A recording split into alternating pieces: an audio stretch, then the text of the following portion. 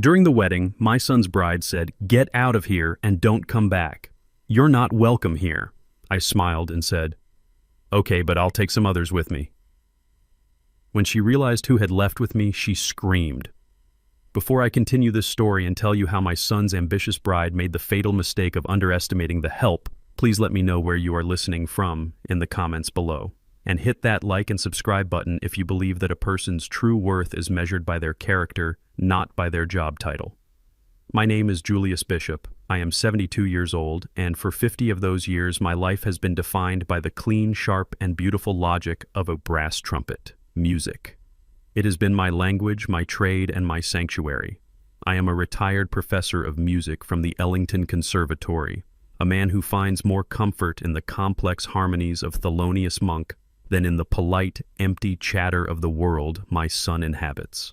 My late wife, Grace, she understood that about me. She understood the difference between a high-paying job and a life's work. My son Marcus, he used to understand it. He grew up in a house filled with jazz, with art, with the quiet dignity of hard work.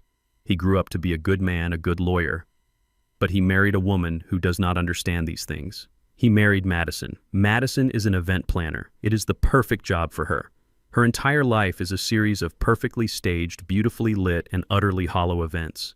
She is a woman who sees the world not as a place to be, but as a place to be seen. And tonight, I was a stranger in her world. It was supposedly my 72nd birthday party.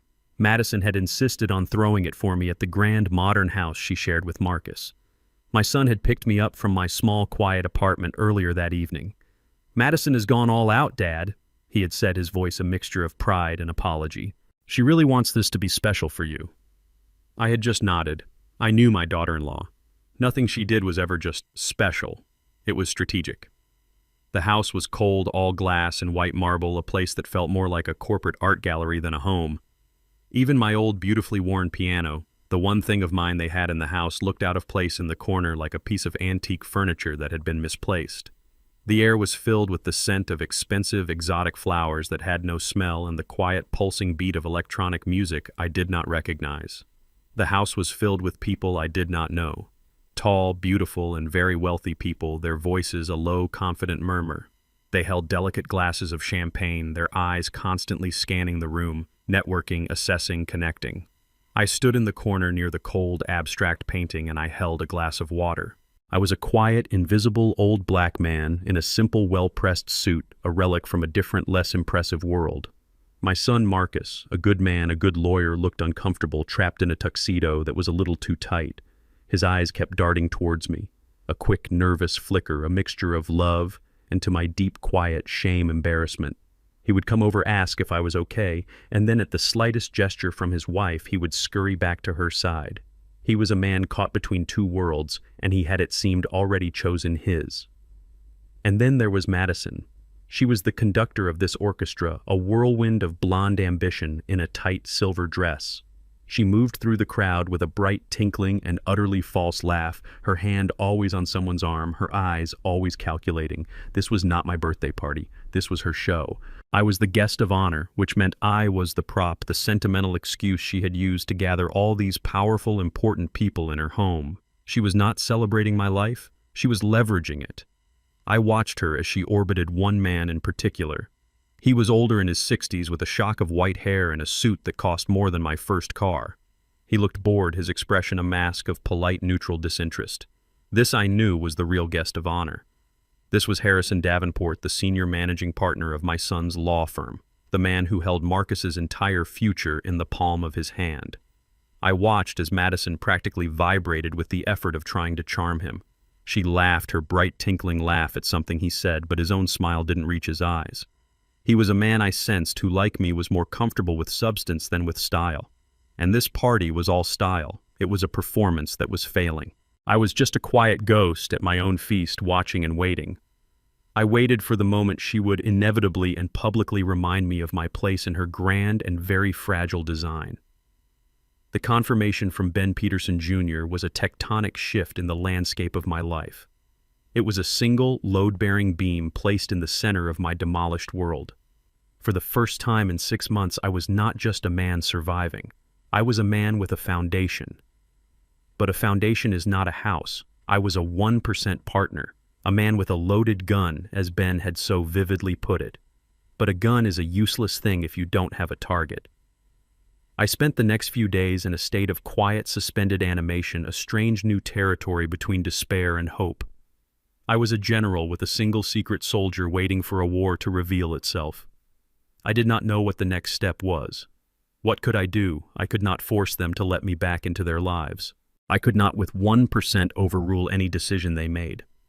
My power was a secret, but it felt like a small one, a quiet moral victory that had no real-world application. I was still an old man in a cheap room, and they were still a young, beautiful, and wealthy couple living in a luxury apartment that I had paid for. The scales still felt profoundly and unjustly unbalanced. I did not have to wait long. The call came a week after our meeting in the archive. I was at my small, rickety desk sketching a design for a dovetail joint, a simple intellectual exercise to keep my hands and my mind from growing idle. When my phone buzzed, I saw Ben's name on the screen. I answered, my heart a slow, steady drumbeat. "Cal," he said. The voice was different. The respectful, almost reverent tone from our last call was gone. In its place was something else, something I recognized from my years in the construction business. It was the low, excited hum of a hunter who has just found a fresh set of tracks in the mud. "I think I found something," he said, his voice a low, conspiratorial murmur. "Something interesting." I was silent, listening. "On a hunch," he began. "I started doing some digging into the Monarch LLC. I wasn't just going to file that agreement and forget about it. I'm a lawyer, Cal. My professional curiosity wouldn't let it go. I had to see the health of the asset my father had left you a piece of." "And?" I asked, my own voice, a quiet, steady thing. "And," he said, and I could hear the smile in his voice. "The asset is sick, very sick." He began to explain, translating the complex world of real estate finance into the simple, direct language of a builder, a language he knew I would understand. He told me that the majority owner of the building, a large, faceless real estate investment trust out of New York, had been treating the Monarch not as a long-term investment, but as a short-term cash machine. "They're slumming it, Cal," he said, and the disgust in his voice was genuine. "They're slumlords in $1,000 suits. They've deferred all non-essential maintenance for the last 5 years. The roof is a mess, the plumbing is a patchwork of shoddy repairs, and the tenant turnover is sky-high. I looked at the online reviews for the building, and they are a nightmare. Leaks, broken elevators, no heat in the winter. They are letting a beautiful, solid brick and steel building, a building your hands help to build, rot from the inside out." I felt a familiar and deeply unpleasant anger. It was the anger of a craftsman watching his work be disrespected, neglected. It was a professional insult. "Why?" I asked. "That's not just bad management. It's stupid.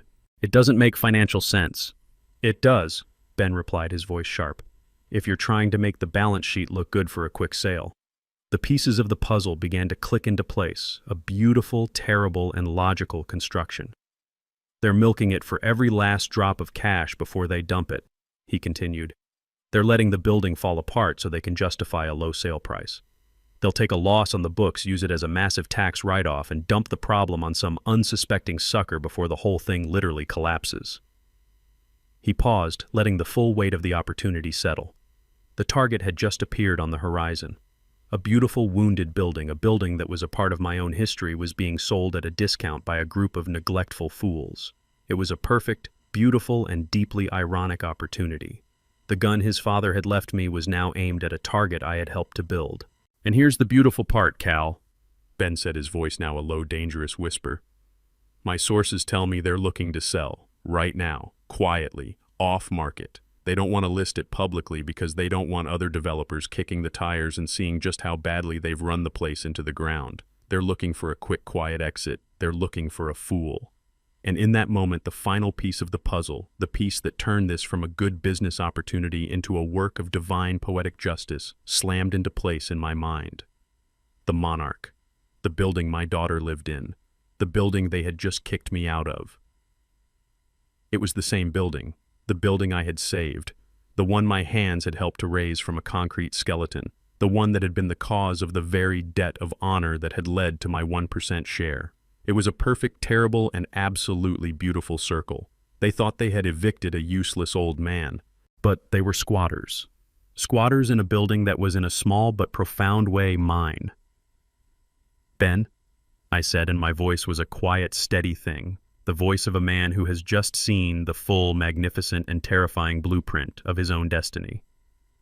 I need you to answer a simple question for me. Anything, Cal, he said. How much?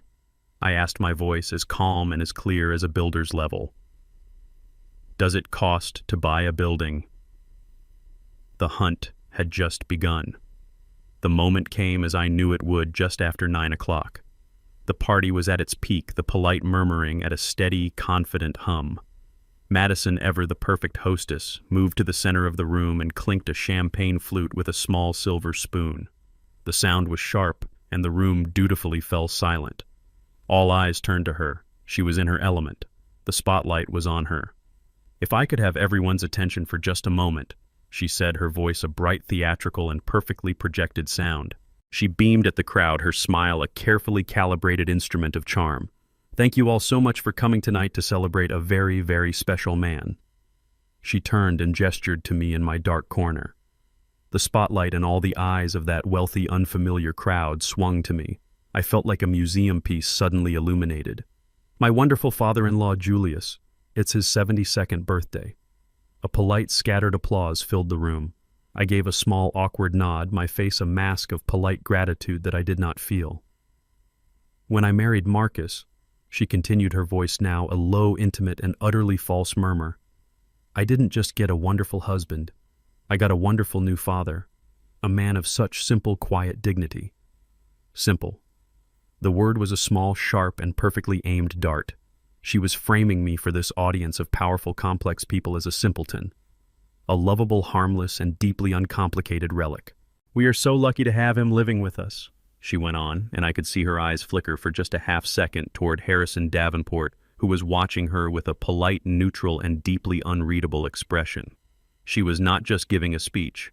She was performing her own generosity for her husband's boss. And since he's always looking for a way to make himself useful, we wanted to get him something practical, something to honor that spirit. She motioned, and a young woman from the catering staff, a woman in a real professional uniform, brought her a beautiful, silver-wrapped gift box. It was large, flat, and tied with an elegant black silk ribbon. For you, Julius, she said, gliding over to me, holding the box out as if it were a precious offering. Happy birthday. The room was silent, a heavy, expectant quiet. I took the box. It was light, far too light. I could feel the eyes of everyone on me. My son Marcus was standing near the fireplace, his face a mask of pained, forced pleasantry. He was holding his champagne glass in a white-knuckled grip. He knew his wife. He knew her capacity for casual, targeted cruelty. He was bracing for the impact. I untied the ribbon. I lifted the lid. Inside, nestled in a bed of black tissue paper, was a single folded object.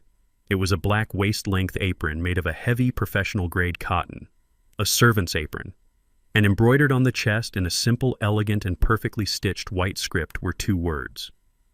The Help. A profound and truly icy silence filled my body. The air in my lungs seemed to turn to glass. I stared at the words, at the perfect, beautiful stitching, at the sheer calculated and breathtaking cruelty of it. This was not an accident. This was not a joke gone wrong. This was a message. This was a public and very deliberate execution of my dignity. This was a reminder of my place in her house. I was the old black charity case. And then Madison laughed, a bright tinkling and utterly soulless sound designed to break the tension she had so masterfully created. He's always trying to help in the kitchen, she announced to the room, her voice full of a performed, good-natured exasperation. My father-in-law just can't sit still, so we thought we'd make it official. The room, sensing its cue, produced a short, sharp, and deeply uncomfortable laugh. It was the sound of wealthy people who are embarrassed by a breach of social decorum but are too polite to say so. They were not laughing with her. They were laughing at me. And in that moment, I did not look at her. I did not look at the crowd. I looked at the one person in the room whose opinion was the only one that had ever mattered to me. I looked at my son, Marcus. His face was a dark, painful, almost purplish red. He was staring at the floor at his own expensive polished shoes as if they held the answers to the universe. He did not look at me. He did not look at his wife. He said nothing. He did nothing. He just let the silence and his wife's cruelty and the room's terrible, awkward laughter stand. And in that silence I learned everything I needed to know.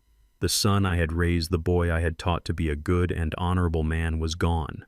He had been replaced by her husband. Madison, sensing the moment was beginning to curdle, stepped in, her voice all brightness.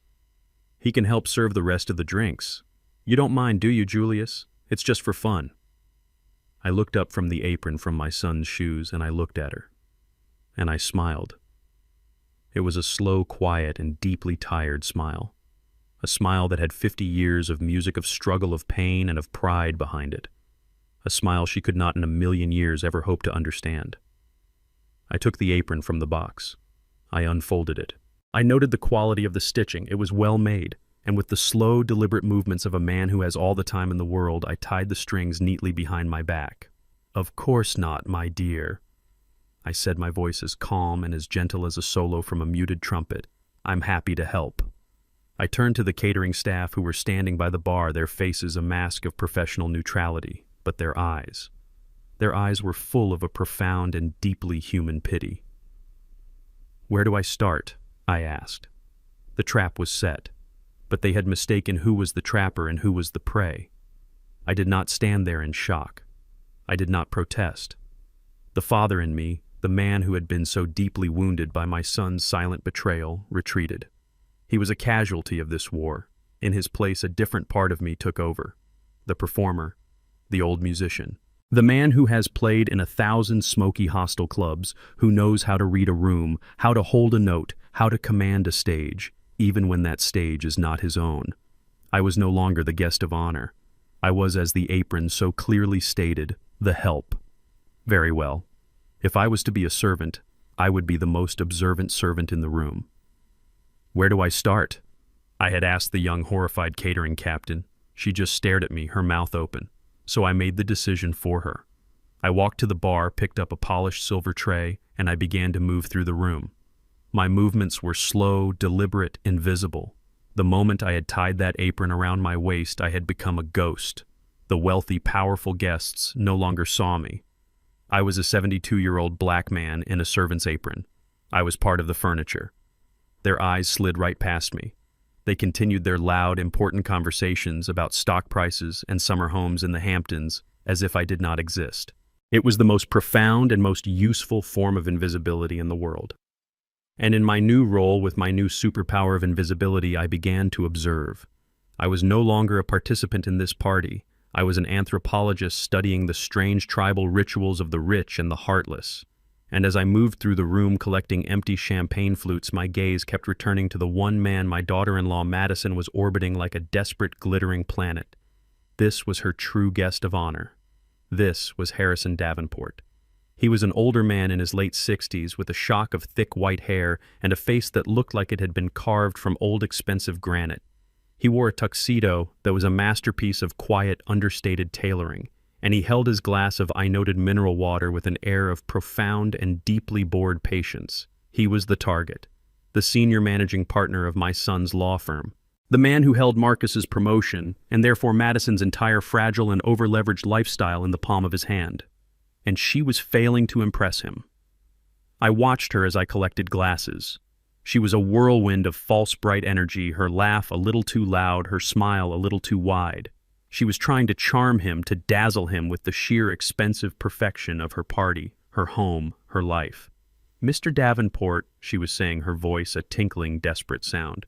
"More champagne. Can I get you anything?" "I'm fine, thank you, Madison," he would reply, his voice a deep, polite, and utterly bored baritone. He was not interested in her performance. He was a man I sensed who had seen 1,000 of these parties, a man who was immune to the shallow, desperate charm of a social climber. His eyes were not on her. They were scanning the room, a look of quiet, intellectual detachment on his face. He was a man trapped in a room he did not want to be in, surrounded by people he did not respect. I, the invisible man. The servant continued my work. I cleared a plate of half-eaten, expensive-looking canapes. I emptied an ashtray on the terrace.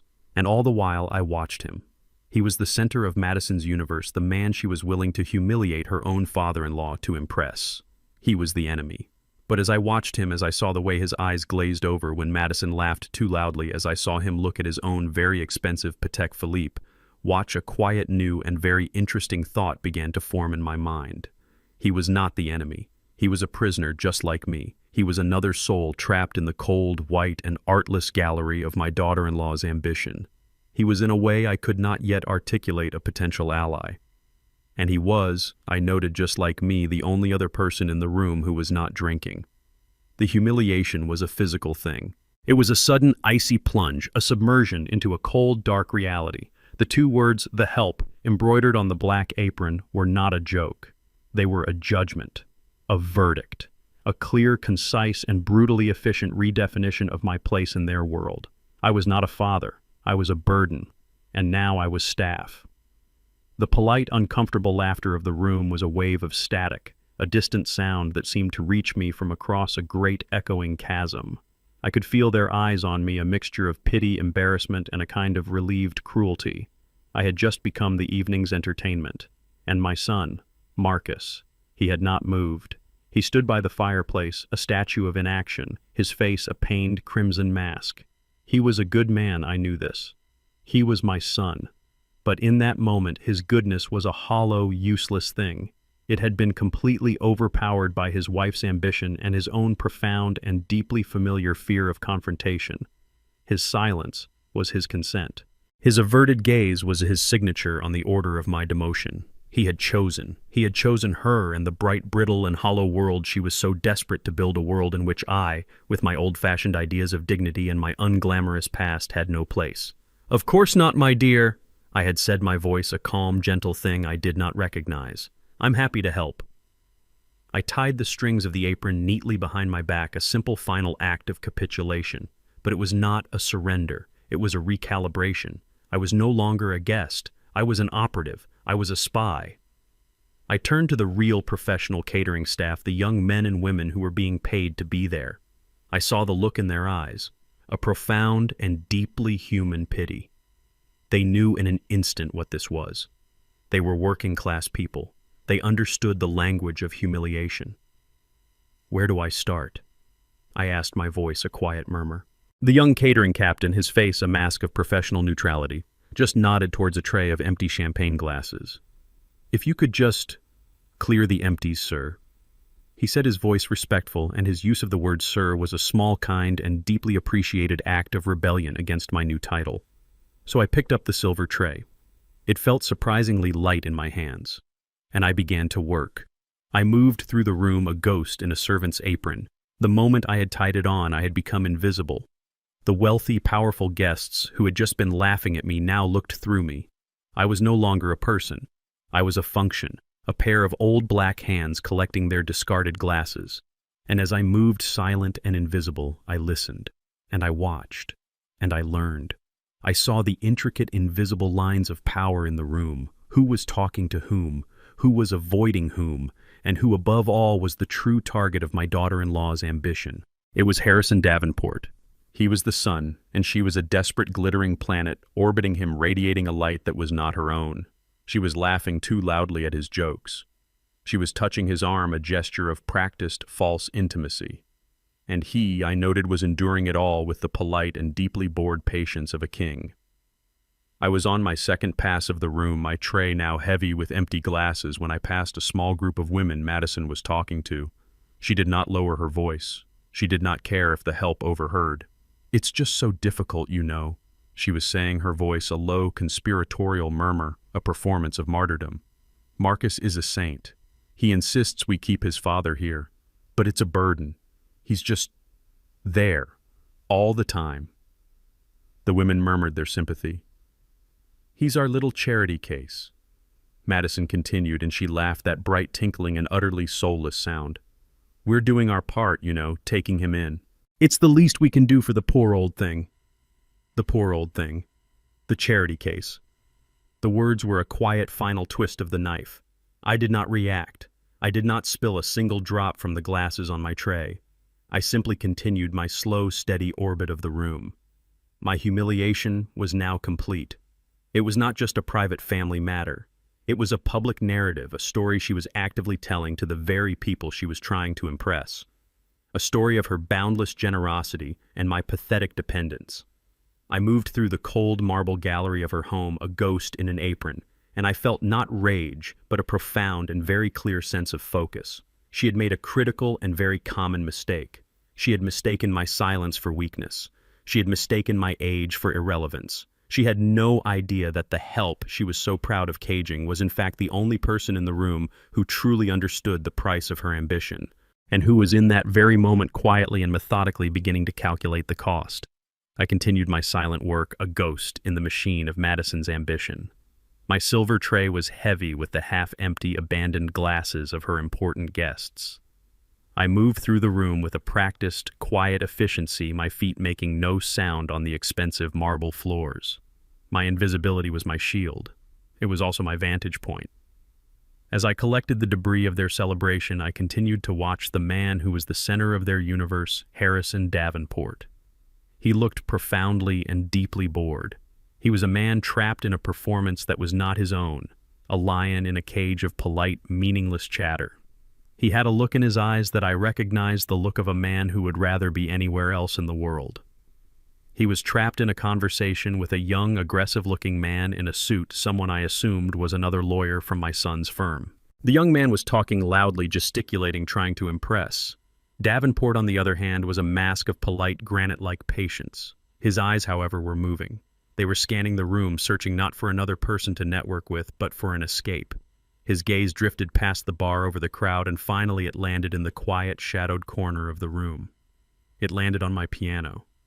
It was an old, beautiful Steinway, upright, its mahogany wood worn and scarred, a veteran of 1,000 smoky clubs and late-night practice sessions. It was the only thing in this cold, white room that had a soul. It was the only thing I had insisted on bringing with me when I moved in. Madison hated it. She said it was cluttered and old-fashioned. Slowly and with the practiced, subtle movement of a man who knows how to escape a conversation without causing a scene, Davenport disengaged. He gave the young lawyer a polite nod, a politician's empty smile, and he began to drift. He was not drifting toward the bar or toward the terrace. He was drifting toward the music. He was drifting toward the one real, honest thing in the entire room. He came to a stop in front of the piano. He stood there for a long moment, just looking at it. He ran a hand over the scarred, polished wood, a gesture of affection, of familiarity. Then, as if he couldn't help himself, he sat down on the bench. He didn't look around to see if anyone was watching. He was in his own world now. He lifted his hands to the keys, and his fingers, long and elegant, rested on them for a moment. Then he began to play. It was not a showy performance.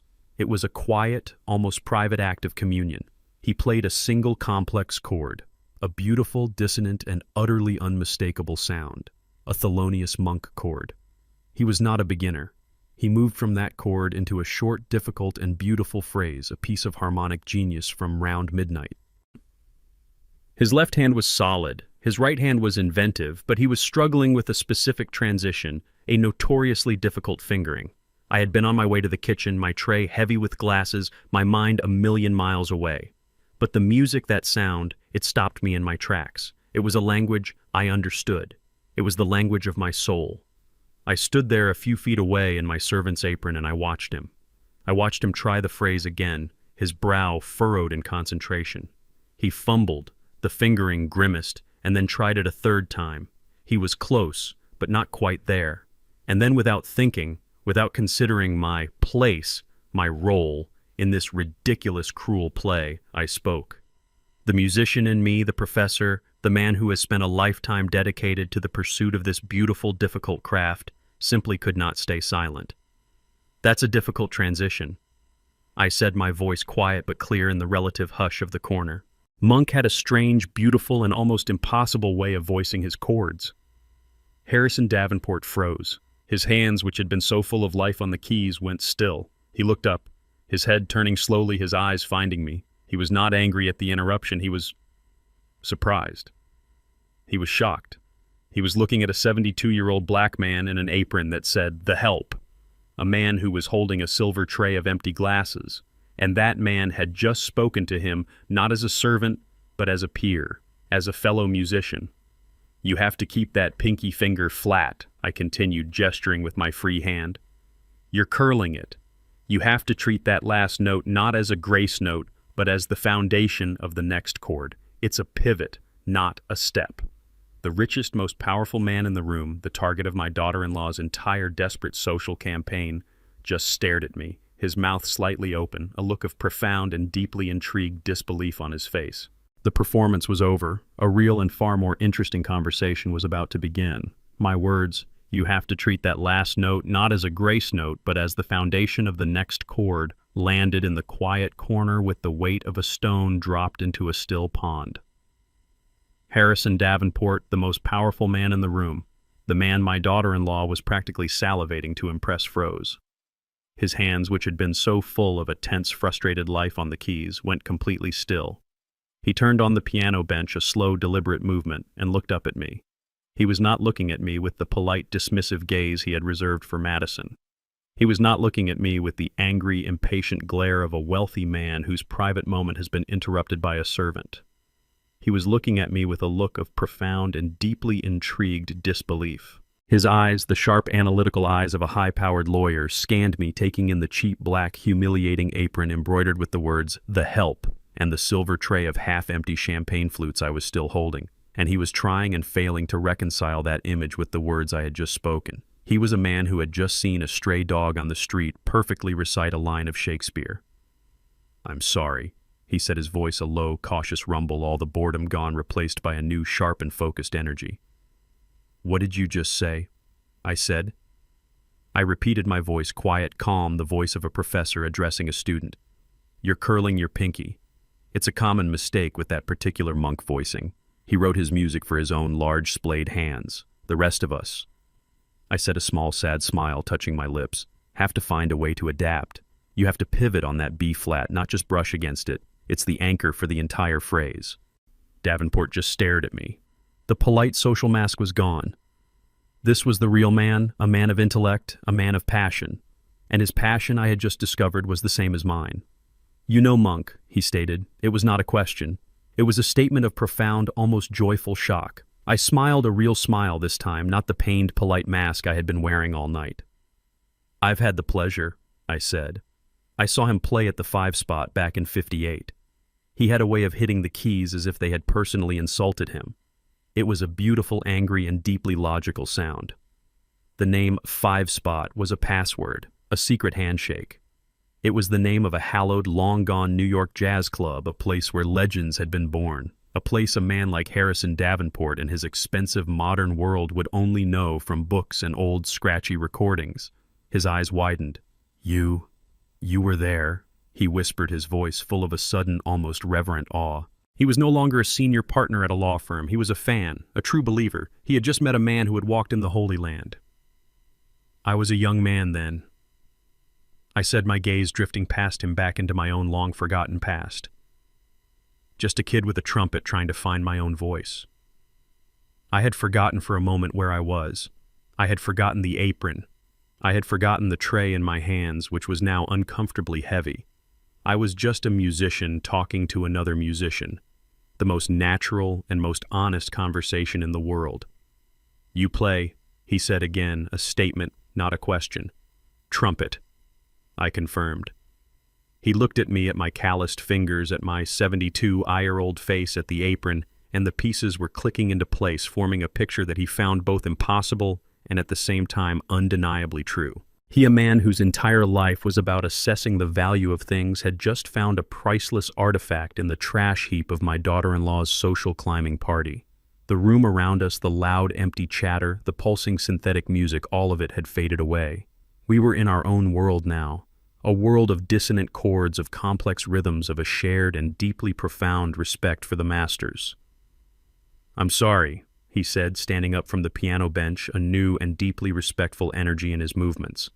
"I am Harrison Davenport." He held out his hand not to a servant but to an equal, a colleague. "And you are—" There stood Harrison Davenport, a man worth billions of dollars, my son's boss, and he just held out his hand. Not to a waiter, but to a colleague. "I'm Harrison Davenport," he said, "and you are—" I looked down at my hand. It was clean, but not the soft hand of someone like him. It was a musician's hand with calluses on the fingertips, and at the moment it held a silver tray filled with empty glasses.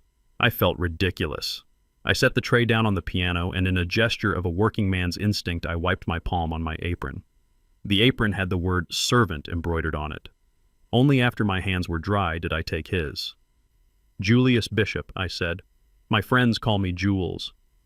His handshake was firm, but it was his eyes that caught my attention. He froze. The enthusiasm of a jazz fan who had just found a soulmate was gone, replaced by an intense, almost judicial focus. "Julius Bishop," he repeated, his voice low and slow. He didn't let go of my hand. That name. Why do I know that name? He was searching his memory, a brain clearly trained to remember thousands of details. "You were at the 5 spot. You knew Monk. You played the trumpet." And then I saw it. A change. It wasn't a blink. It was a collapse of his entire being. Harrison Davenport's eyes widened, not in surprise, but in absolute shock. He let go of my hand as if he'd been touched by an electric current. He took a step back, a rare loss of control in such a powerful man. "My God," he whispered, his voice now a dry hiss. "It can't be. You can't be. You can't be. Professor Jules Bishop, from Ellington Conservatory." I didn't say anything. I simply nodded a small affirmative gesture. "No, no," he stammered. And for the first time that night I saw the real man behind the CEO's mask. He was no longer a boring, powerful boss. He was a boy who had just seen his idol. "Professor Bishop," he said, and the way he pronounced professor was so reverent, it was almost a prayer. "Your record, Midnight Blue." God, that record. It got me through my second year of law school. I listened to it 1,000 times. I saw you perform in New York at the Blue Note in 1995. He was speaking not to me but to a legend. You are a legend. A legend. A luxury when you're standing here in a cold marble room wearing an apron embroidered with the word servant. I glanced over his shoulder. Across the room I saw my daughter-in-law Madison. She was looking at us, her beautiful face twisted in a barely concealed anger. She couldn't hear what we were saying. She only saw her old, annoying servant disturbing the most important guest, monopolizing his precious time. She started walking toward us, a silver shark gliding to protect its prey. But Davenport didn't see her. He only saw me. "My son," he said, his voice cracking with uncontrollable emotion. "My son Richard, he plays trumpet because of you. He spent his senior summer trying to learn your solo in Ellington's solitude. I'm the major donor to the Ellington Conservatory's Jazz Scholarship Fund. I've been trying to arrange a meeting with you for years, Professor. I had no idea you were Marcus's father." That was it. Lightning strike. The death blow. The man my daughter-in-law was trying so hard to impress, the man she was willing to humiliate me to please, was the biggest donor to the place I had devoted my life to. A perfect and cruel twist of fate. "I'm just a retired old man, Harrison," I said, my voice soft, "just trying to help my family." The words "helping the family" seemed to wake him up. His eyes, which had been shining with adoration, suddenly moved downward. He looked at my apron. For the first time, he actually read the words embroidered on it. The help. The help. Harrison Davenport's expression changed. The fan's smile was gone. The respect was gone. In its place was something cold, hard, and dangerous. The lawyer was back.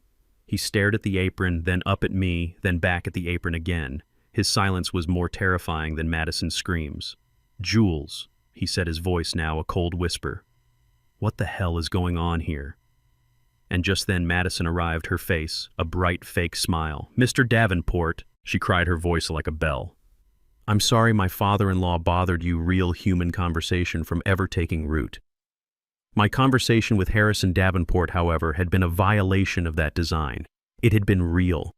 It had been a quiet, passionate, and deeply personal exchange between two men who spoke a language no one else in that room understood. We were in our own world, a small sacred island in the middle of her cold marble ocean. And she, the hostess, the queen of this domain, was not on that island, and she could not stand it. "Mr. Davenport," Her voice was a bright tinkling and utterly false sound, a glass bell rung to shatter the intimate silence that had fallen between us. She arrived in a cloud of expensive perfume, her silver dress glittering, her face a mask of perfect practiced charm. She did not look at me. In her mind, I had ceased to be a person and had become a malfunctioning appliance. She only had eyes for him. "I am so sorry," she cooed, her voice a perfect performance of a gracious hostess who has just discovered a flaw in the service. She placed her hand on Davenport's arm, a familiar possessive gesture, a claim of ownership. "I cannot believe my father-in-law has been bothering you. He just doesn't know when to stop, I'm afraid." "Bothering me?" Davenport repeated, his voice a low, quiet rumble, but I saw his eyes, the sharp, analytical eyes of a lawyer, harden. He was looking at her, but he was seeing her, really seeing her for the first time. Madison, oblivious to the shift in the room's temperature, turned her bright, brittle smile on me. It was not a smile. It was the baring of teeth.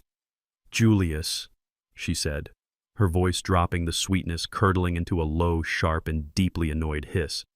"What are you doing? You're supposed to be helping. You're holding Mr. Davenport hostage." She was trying to reestablish the narrative, to put me back in my box. She was a stage manager, and her prop had just started talking. She turned back to Davenport, her brightness instantly miraculously restored. "He's just so passionate about his little hobbies," she said with a dismissive, indulgent laugh, as if I were a child who had just shown a guest his rock collection. "I'm sure he was boring you to tears with his old music stories." She was, I realized, not just insulting me. She was insulting him. She was insulting his passion, his intelligence, his entire world. She was so blinded by her own ambition, so convinced of my irrelevance that she had no idea the very ground she was standing on was beginning to crack. "Now," she continued, a note of finality in her voice, "Mr. Davenport, can I get you a fresh drink? Or perhaps some of the— Oh." She feigned a sudden realization, a brilliant theatrical pivot. She turned to me, her eyes cold, her smile a weapon. "Julius, the ice. The bar is running low on ice. Could you please go and see to that? Go take care of the ice." It was a direct, public, and utterly humiliating command. It was not a request. It was an order given to a servant designed to remind everyone in the room, especially Davenport, of my true, simple place in her grand design. The silence that followed was not awkward. It was electric. It was the sound of a bomb being disarmed, or perhaps being armed. I looked past Madison, past Davenport, to my son, Marcus. He was standing by the fireplace, frozen, a statue of shame. He was watching this. He saw the apron. He heard the command. And he did nothing. His inaction was a physical blow, a final confirmation of his abdication. He had chosen his side. But Harrison Davenport was not my son. He did not look at the floor. He slowly, deliberately, and with an almost surgical precision, removed Madison's hand from his arm. He did not brush it off. He lifted it as if it were a piece of soiled garbage and set it aside. He then turned his full, undivided, and now utterly cold attention to her.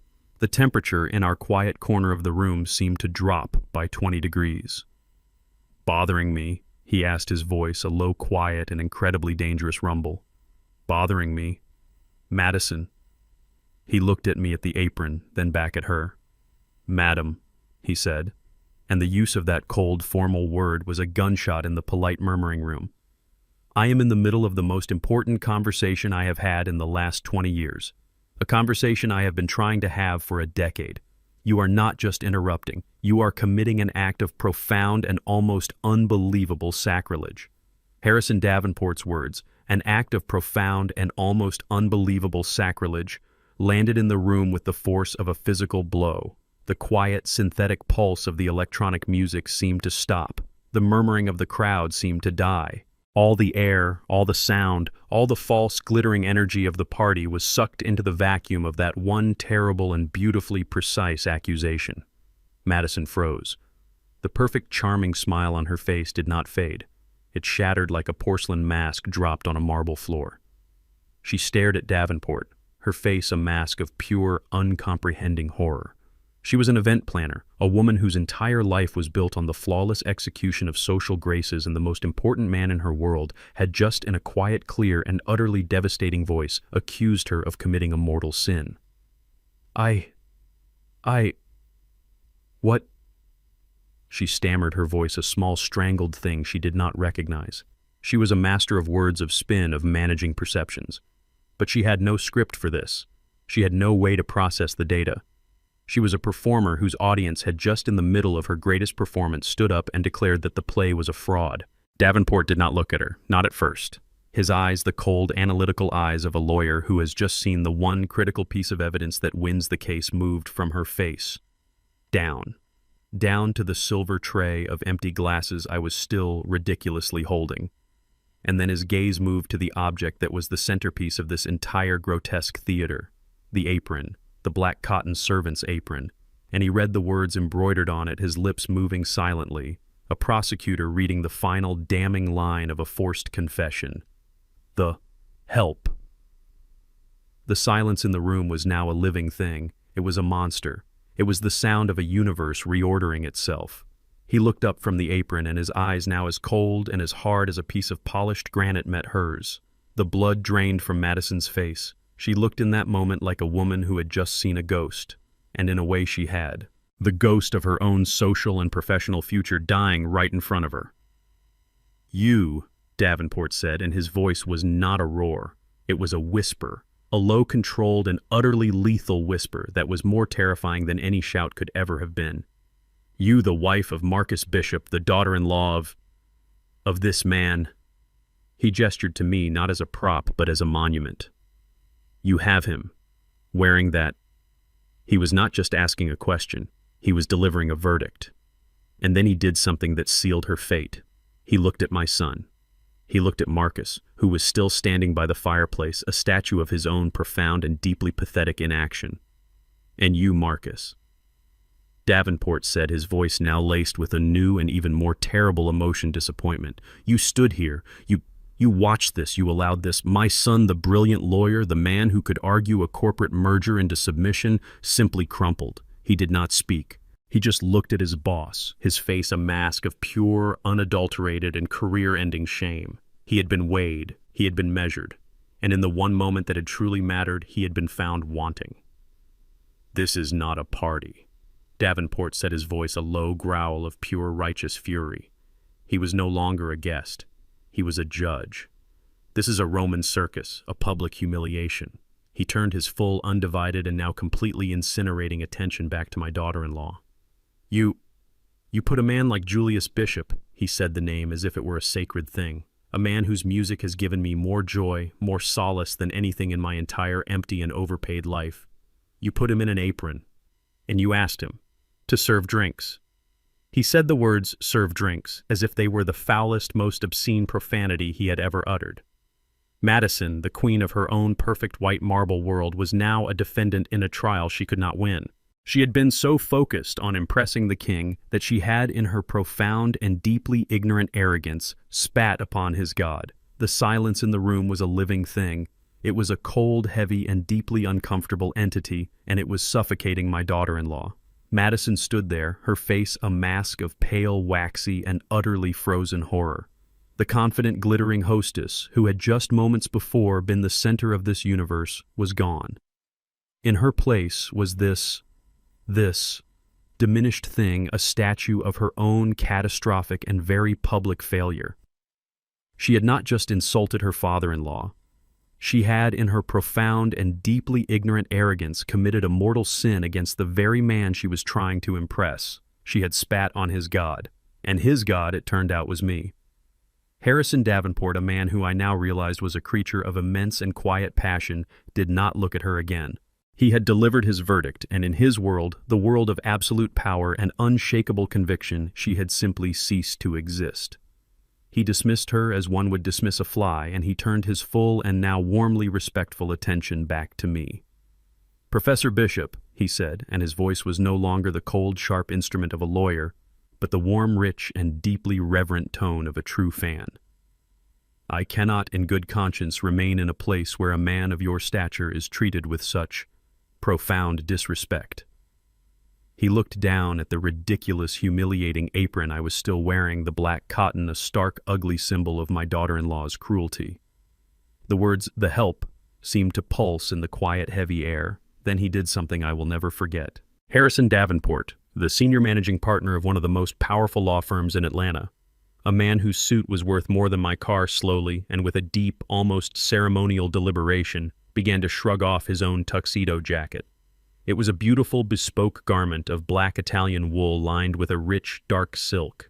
It was the armor of his class, of his power, and he, in a gesture of the most profound and public act of chivalry I have ever witnessed, stepped forward, and he gently, respectfully draped that expensive, beautiful, and wonderfully warm jacket over my shoulders. He covered the apron, he covered the words, he covered my shame. He did not do it as an act of charity, he did it as an act of respect, as a student would cover the shoulders of a revered and badly treated master. "That's better," he said, his voice a low, satisfied growl. He looked at me, his eyes the eyes of a man who was now in this moment not just my ally, but my student, my friend. "Professor Julius Bishop," he said, and his voice was now a warm and very public invitation. "I cannot imagine a greater honor than to share a drink with you. Would you, sir, do me the honor of allowing me to buy you a brandy? At a place where the music is real and the conversation is at the very least intelligent. It is clear to me," he said, his voice rising just enough for the entire silent and horrified room to hear, "that your genius and your dignity are not appreciated in this establishment."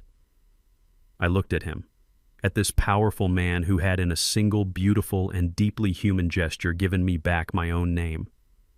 I looked past him at my son Marcus, who was still frozen by the fireplace, his face a mask of a shame so profound it was almost a form of paralysis. He had been given a choice, a chance to defend his father, and he had failed. And now this stranger, this man his wife was so desperate to impress, had done the job for him. The irony was a bitter metallic taste in my mouth. I had lost a son, but I had, it seemed, gained an ally. I reached up and adjusted the collar of the heavy silk-lined jacket on my shoulders. It was a perfect fit. I looked at Harrison Davenport and I smiled, a real, genuine, and deeply tired smile. "I would be delighted, Harrison," I said. "I would be absolutely delighted." And together, the titan of industry and the man in the borrowed tuxedo jacket, we turned to walk away, leaving my daughter-in-law to drown in the ruins of her own perfectly staged and now utterly demolished party. I looked at Harrison Davenport, at this powerful man who had just with a single magnificent gesture restored my dignity. The heavy silk-lined tuxedo jacket on my shoulders was a profound comfort, a suit of armor gifted to me by an unexpected ally. "I would be delighted, Harrison," I said. "I would be absolutely delighted."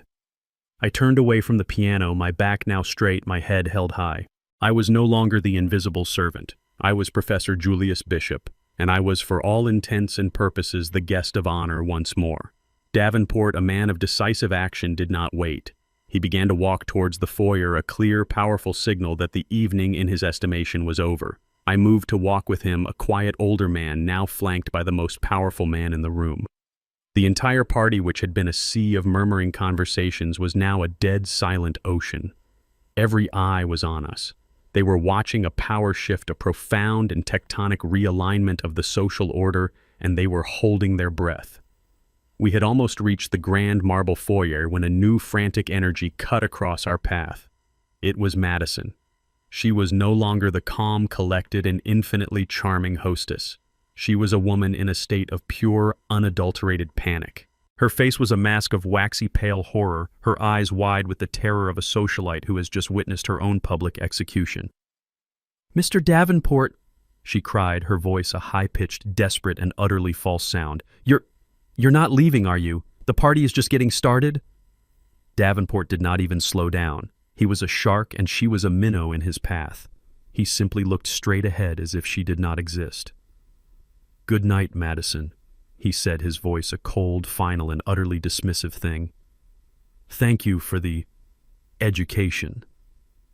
But Madison was desperate. This was not just a guest leaving her party. This was her husband's career walking out the door. She lunged not at Davenport, but at me. She grabbed my arm, her perfectly manicaled nails digging into the sleeve of the jacket I wore. "Dad," she hissed, her voice a low, venomous, and terrified whisper. "Where do you think you're going? You can't just leave. This is your party. You can't do this to Marcus. You can't—" I stopped. I turned to look at her. I looked at her, my daughter-in-law, this woman who had just 30 minutes ago publicly and cruelly humiliated me, who had handed me an apron and told me to get to work. And now she was begging me to stay, not out of love, not out of remorse, but because her husband's boss, her golden goose, had decided I was the more interesting dinner companion. The irony was so perfect, so beautiful, it was almost musical. I smiled at her. It was the same quiet and deeply tired smile I had given her when she had handed me the apron. "I'm leaving Madison," I said, my voice a calm, gentle, and unarguable statement of fact. "Your hostess, as you so clearly pointed out, just asked me to go." "What?" she stammered, her eyes wide with confusion. I didn't." "You told me to go get ice, my dear," I said, my voice still a gentle, explanatory murmur. "You insisted I make myself useful. I am simply following your instructions." "I am getting out of the way, as you wished." Her face crumpled as she understood the quiet, devastating precision of my words. She understood that I was not leaving. I was being obedient. But you can't," she pleaded, her eyes darting to Davenport, who was watching this exchange with the quiet, detached interest of a judge. I gently, very gently removed her hand from my arm. "Oh, but I am," I said, my voice a final, soft, and utterly damning whisper. "But don't you worry.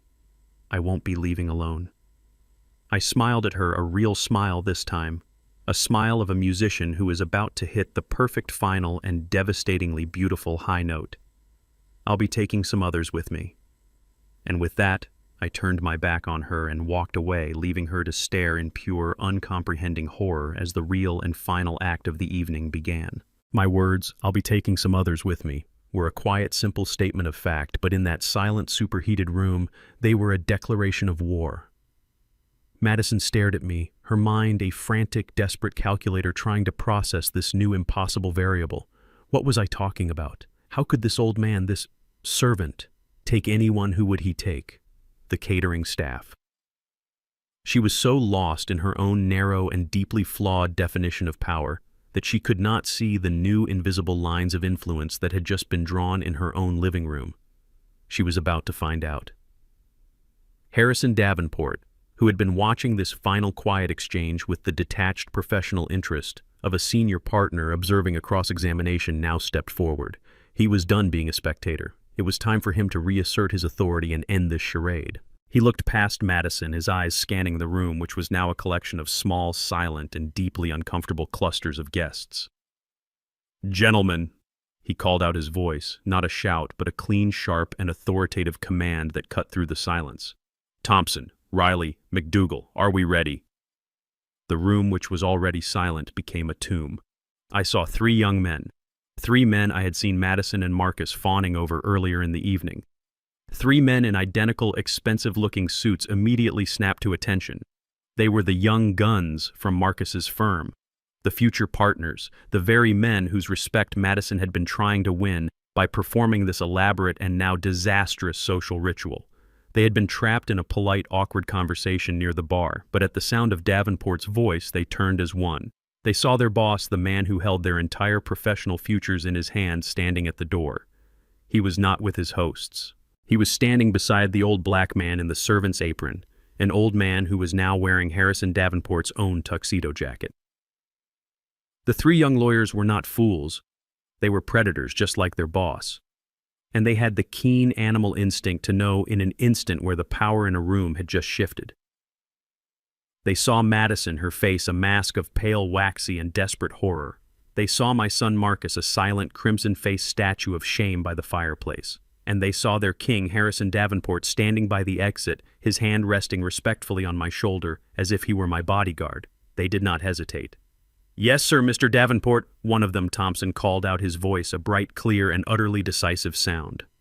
He immediately placed his unfinished drink on the bar and began to move toward the door. The other 2 followed a loyal corporate phalanx, their movement sharp and purposeful. They were abandoning a failing asset. They were cutting their losses. The social and professional annihilation of my daughter-in-law was now complete. She had staked her entire evening on impressing the king, and in her catastrophic, arrogant miscalculation, she had not only insulted his god, but she had now in front of everyone lost the loyalty of his entire court. The 3 young lawyers, her secondary targets. The future of the firm were now quite literally walking out on her, following the man in the apron. They reached the foyer, their faces a perfect neutral mask of professional loyalty.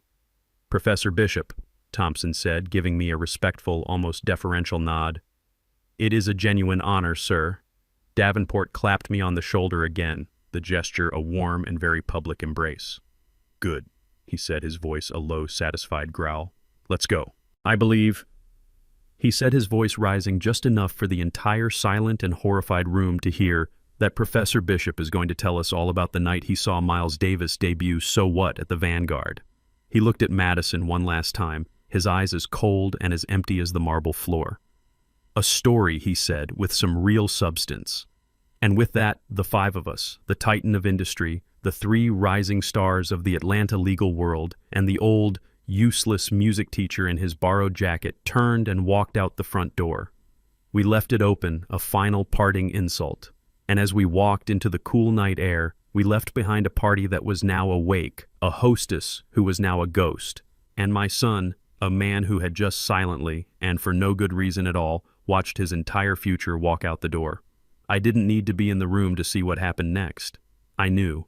As I sat in the back of Harrison Davenport's town car, a vehicle so quiet it felt like a bank vault flanked by three of the firm's brightest young lawyers, all of them now treating me with a hushed, almost reverent awe. My mind was back in that cold, white room. I could picture the scene as if it were a piece of music I had composed myself. The five of us had walked out, and the heavy custom-made front door would have closed behind us, not with a slam, but with a quiet, expensive, and deeply final thud. That sound I knew would be the gunshot that officially started the panic.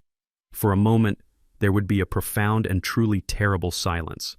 The generic pulsing electronic music that Madison had so carefully chosen would suddenly seem incredibly loud, foolish, and obscene in the quiet, horrified room. The remaining guests, the B-list, the people who were not important enough to be included in Harrison Davenport's inner circle, would be frozen, their champagne glasses halfway to their mouths, their faces a mask of polite social terror. They had not just come to a party, they had come to witness a public execution, a professional and social execution. And the person in the guillotine was not the old man in the apron, but the hostess who had, with a single catastrophic miscalculation, just destroyed her husband's career. All eyes would have turned to her. Madison. She would still be standing in the foyer, her hand outstretched, her mouth slightly open, a perfect glittering statue of her own ruin. Her smile, the bright, false event planner smile, would still be frozen on her face, but it would be a grotesque thing now, a rictus of horror. She was a conductor whose entire orchestra had just stood up, broken their instruments, and walked off the stage following the janitor. And then I see her turning her movements slow, robotic, to look at the one person left in the room who mattered, Marcus, my son. He would no longer be staring at the floor. He would be looking at her, and the look in his eyes, the look of pained, embarrassed love, would be gone. In its place, I knew would be something new, something cold, something I had not seen in him since he was a young, brilliant, and deeply principled law student before he had met her. He would be seeing his wife not as the beautiful, charming, and ambitious woman he adored, but as the reckless, cruel, and profoundly foolish woman who had, just for the sake of a cheap theatrical power play, humiliated his father and incinerated his own future. He would be seeing her for the first time not as his wife, but as a liability. And then the social contagion would begin. A woman near the bar, someone I did not know, would have let out a small, nervous laugh. "My goodness," she would say, her voice a high-pitched, unnatural thing. "Is that the time? We have such an early start tomorrow, Roger. We really must be going." It was a signal, the polite collective lie, the stampede for the door. One after another, the remaining guests would have surged forward, a wave of polite, panicked excuses. "Madison, darling, it was just lovely, but we have to run. Marcus, we'll call you. What an eventful evening. Thank you so much for having us." They were not just leaving a bad party. They were fleeing a contaminated site. They were rats abandoning a ship that had just been torpedoed by its own captain. In less than 5 minutes, the room, which had been a buzzing hive of manufactured importance, would be empty. Utterly, completely, and devastatingly empty. All that would be left would be the real help, the catering staff, who were now quietly and with a terrible professional efficiency clearing the debris. Their silent, neutral faces, their refusal to make eye contact with Madison, would be the final, most profound judgment of all. And so I picture my son and my daughter-in-law standing alone in the center of their vast white marble room. surrounded by the wreckage of their ambition. 100 half-empty glasses of champagne, plates of untouched expensive food now growing cold. The silver-wrapped gift box with the apron still inside sitting on the table like a bomb. The electronic music still pulsing a sad, lonely, and ridiculous heartbeat for a party that was now a funeral. The silence between them would be a vast, cold, and deeply uncomfortable thing, a new and permanent foundation for their marriage. The party, her great triumphant performance, was over.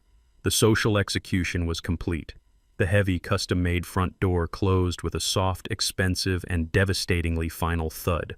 That sound was the only sound. The quiet, synthetic pulse of the electronic music that Madison had so carefully chosen had been turned off by one of the caterers, who now seemed to be the only people in the room who knew what to do. They moved with a quiet, professional efficiency, clearing away the debris of a party that had just died a very public and very sudden death.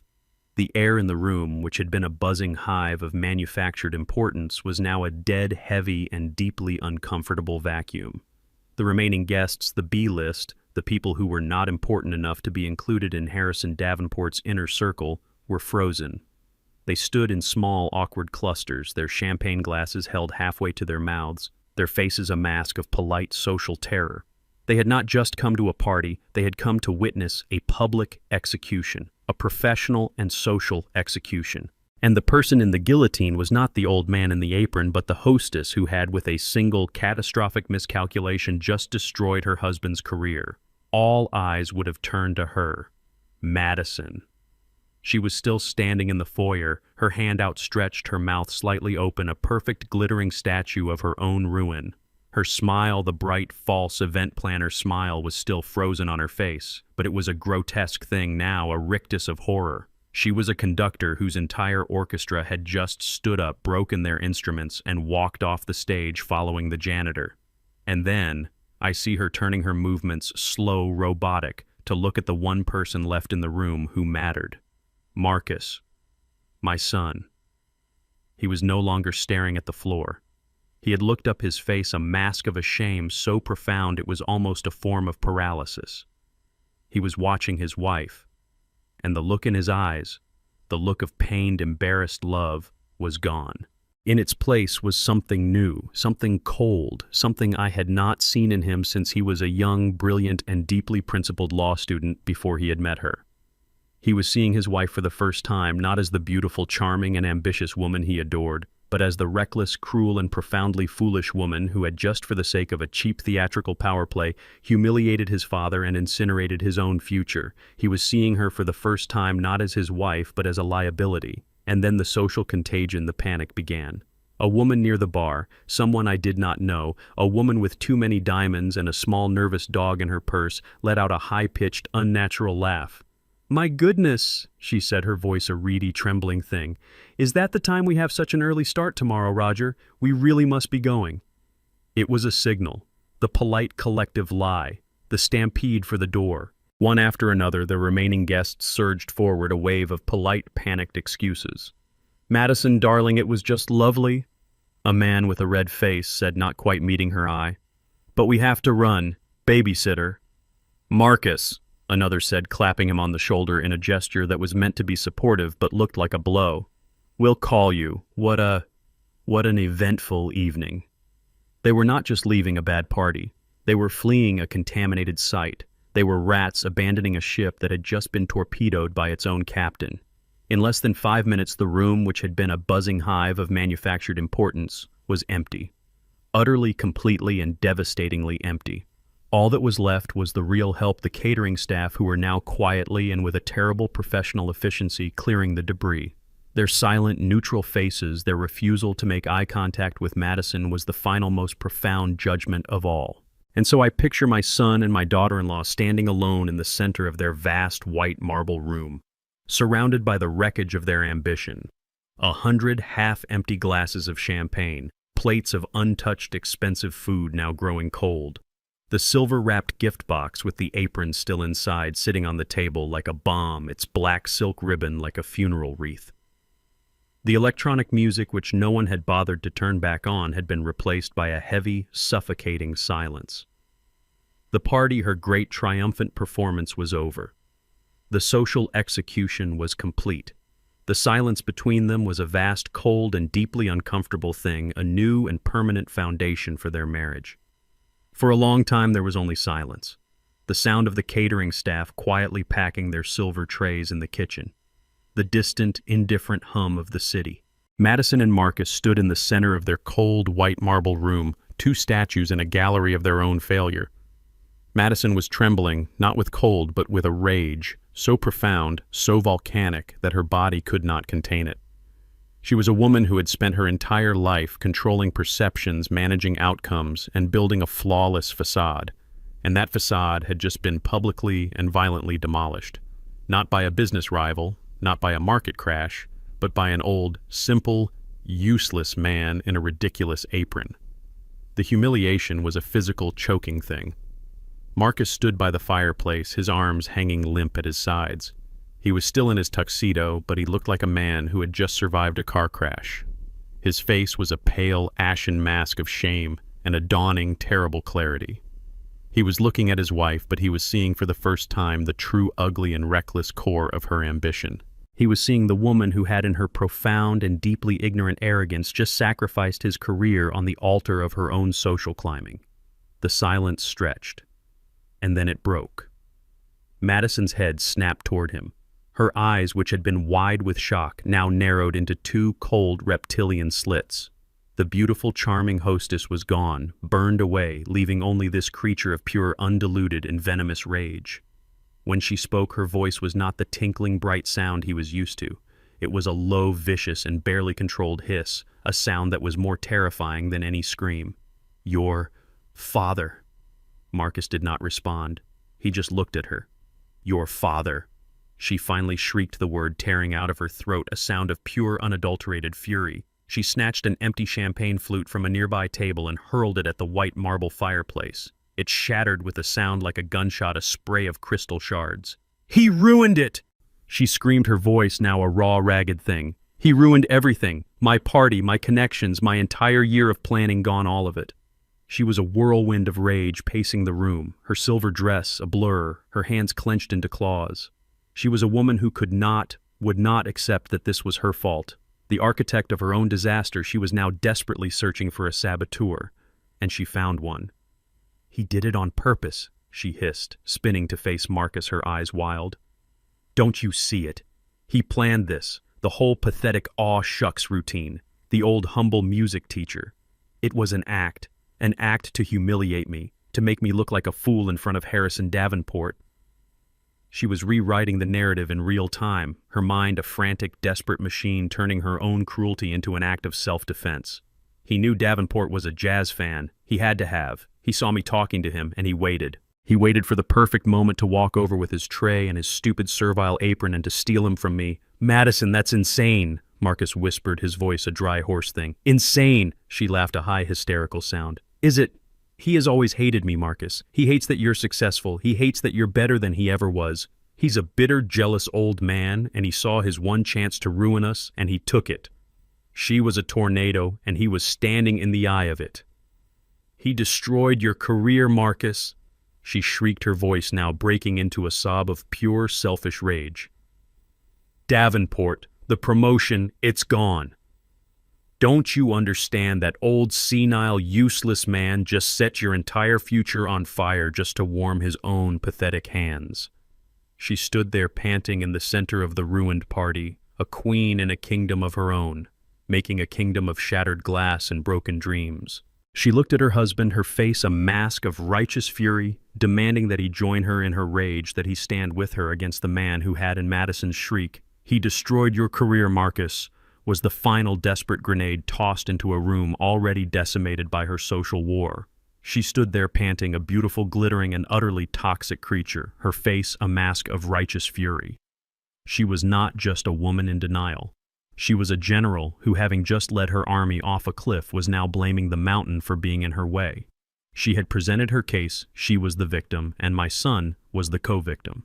All that was left was for him to agree to join her in her rage, to unite with her against the common enemy, the useless old man who had somehow outsmarted them both. She was waiting for him to nod, to rage with her, to comfort her. But Marcus did not move. He stood by the cold white marble fireplace, a silent, solitary figure in a rumpled tuxedo. For the entire evening he had been a ghost, a supporting actor in his wife's production. He had been the dutiful, embarrassed son, the pained, supportive husband. He had been a man of profound and deeply cowardly inaction. His silence had been my son's betrayal. And now in the wreckage of his own party that silence continued. But it was a different kind of silence. It was no longer the silence of shame. It was the silence of a man processing a catastrophic, life-altering event. Marcus, Madison's voice was sharp now, a note of new and unfamiliar uncertainty in it. Did you hear me? He ruined you. My son. Marcus slowly, very slowly, lifted his head. He had been staring at the floor at the shards of the champagne glass his wife had thrown. But now he looked at her. And the man who looked at her was not the man she had married. The soft, placating, and easily managed husband was gone. The adoration in his eyes, the look of a man who is perpetually and a little foolishly in awe of his beautiful, brilliant wife had been extinguished. In its place was something new, something I had not seen in his eyes since he was a young, principled, and deeply passionate law student. A look of cold, hard, and devastating clarity. "No, Madison," he said. His voice was not a yell. It was not a shout of anger. It was a low, quiet, and utterly steady sound, a sound that cut through her hysteria like a surgeon's blade. He didn't ruin it. He took a step toward her, away from the fireplace, out of the shadows. I did. Madison stared at him, her mouth slightly open, a look of pure, uncomprehending confusion on her face. This was not the script. What are you talking about?" she stammered. "He's the one who made a scene. He's the one who humiliated us." "He didn't make a scene," Marcus said, his voice still that same terrible, quiet monotone. "He just sat down at a piano." "A piano he has played his entire life. I made the scene, Madison, by not having the courage to stop you."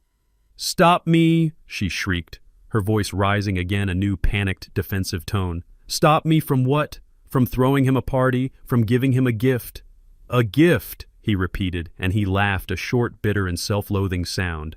"You call that a gift? An apron that said, 'The Help.'"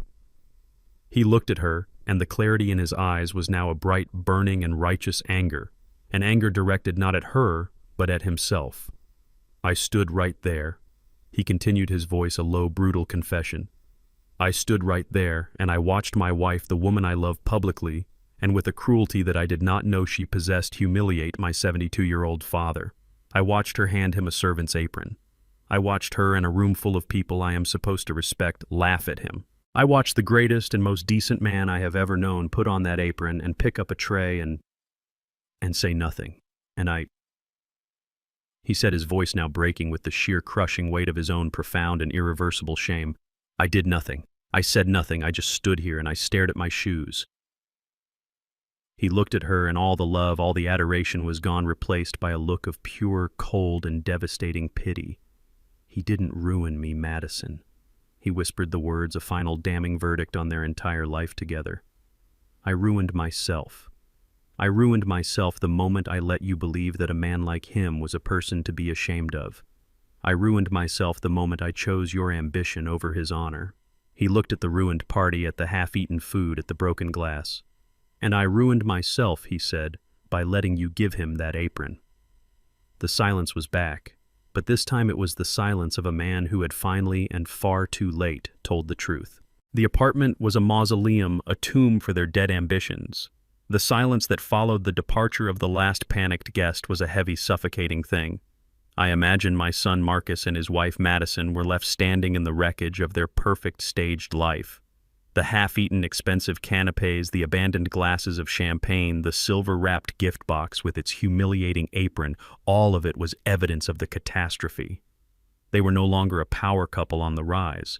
They were the architects of their own very public social ruin. The fight, the one where Madison had screamed and Marcus had finally brokenly found his voice, had left them shattered. Two separate shipwrecked survivors on an island of cold white marble. They would have gone to their separate corners. Madison, I imagine, would be in the master bathroom, scrubbing her face with a vicious, angry energy, as if she could wash away the humiliation, the pity, the contempt she had seen in the eyes of her guests.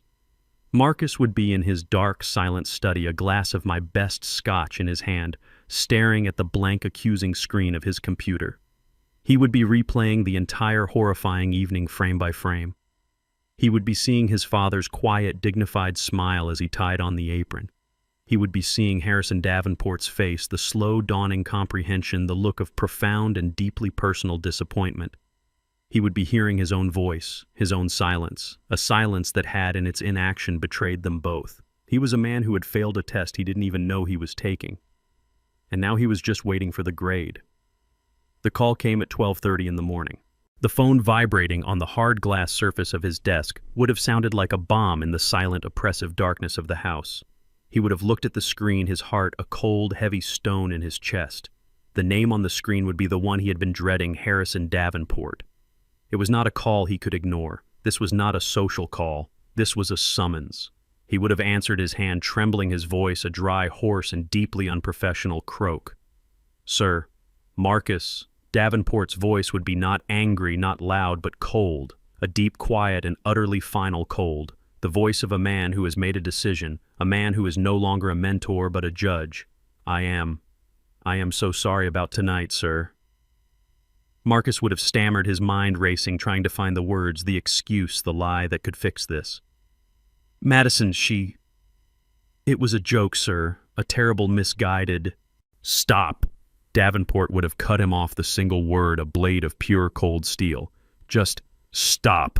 I am not calling about the party, Marcus. I am calling about you. Marcus would have been silent, his blood turning to ice. I had you on the fast track for a junior partnership. Davenport would continue, his voice a dispassionate, analytical murmur, as if he were discussing a failing stock. You're a brilliant lawyer, Marcus. You have a good mind for the work. But a partnership is not just about the work. It is about judgment. It is about character. It is about the ability to see the true value of an asset, to recognize a liability, to understand the human element of a situation. He would have paused, letting the silence stretch, a long, agonizing moment of professional execution. And tonight, Davenport would say, his voice full of a profound and deeply personal disappointment, you failed in a way I have not seen a man fail in 30 years of practice. You, a man who wants to be a partner at this firm, stood by silently and you allowed your wife to publicly humiliate a living legend.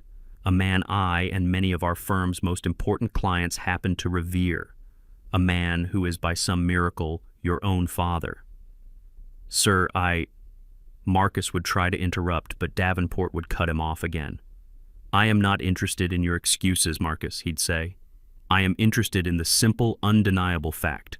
I cannot trust the judgment of a man who does not recognize the treasure he has in his own home.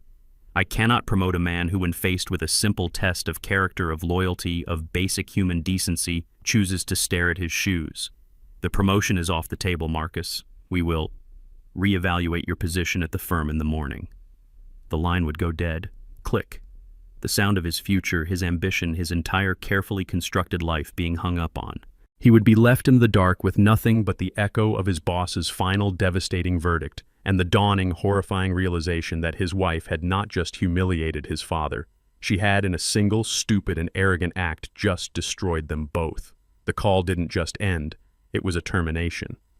The soft, final click of Harrison Davenport hanging up the phone was the sound of a steel door slamming shut, locking my son in a prison of his own making. Marcus, I know, would have been left in the dark of his study, the phone still pressed to his ear, listening to the dead, empty sound of the dial tone. He would be frozen, the words "reevaluate your position," echoing in the silence, a polite, corporate, and utterly devastating euphemism for "you are finished." The promotion was not just a title, it was not just a larger office with a better view. It was the entire load-bearing wall of their financial life. It was the linchpin, and it had just been pulled. Marcus and Madison were not just wealthy. They were a performance of wealth. They were a high-wire act performed without a net. They were living as so many in their world do, on the promise of a future income.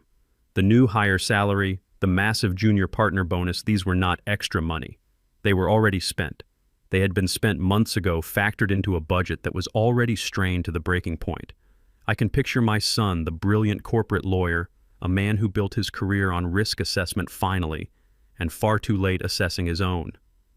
He would have turned on his desk lamp, the single harsh light illuminating a stack of bills. The lease on the glass and marble house, a sum that was obscene. The payments on their 2 luxury cars, a matching set of identical sterile and deeply unnecessary German SUVs. The quarterly dues for the country club Madison insisted they belonged to a place they rarely went, but where being seen was apparently worth the price of a small car. And then the credit cards.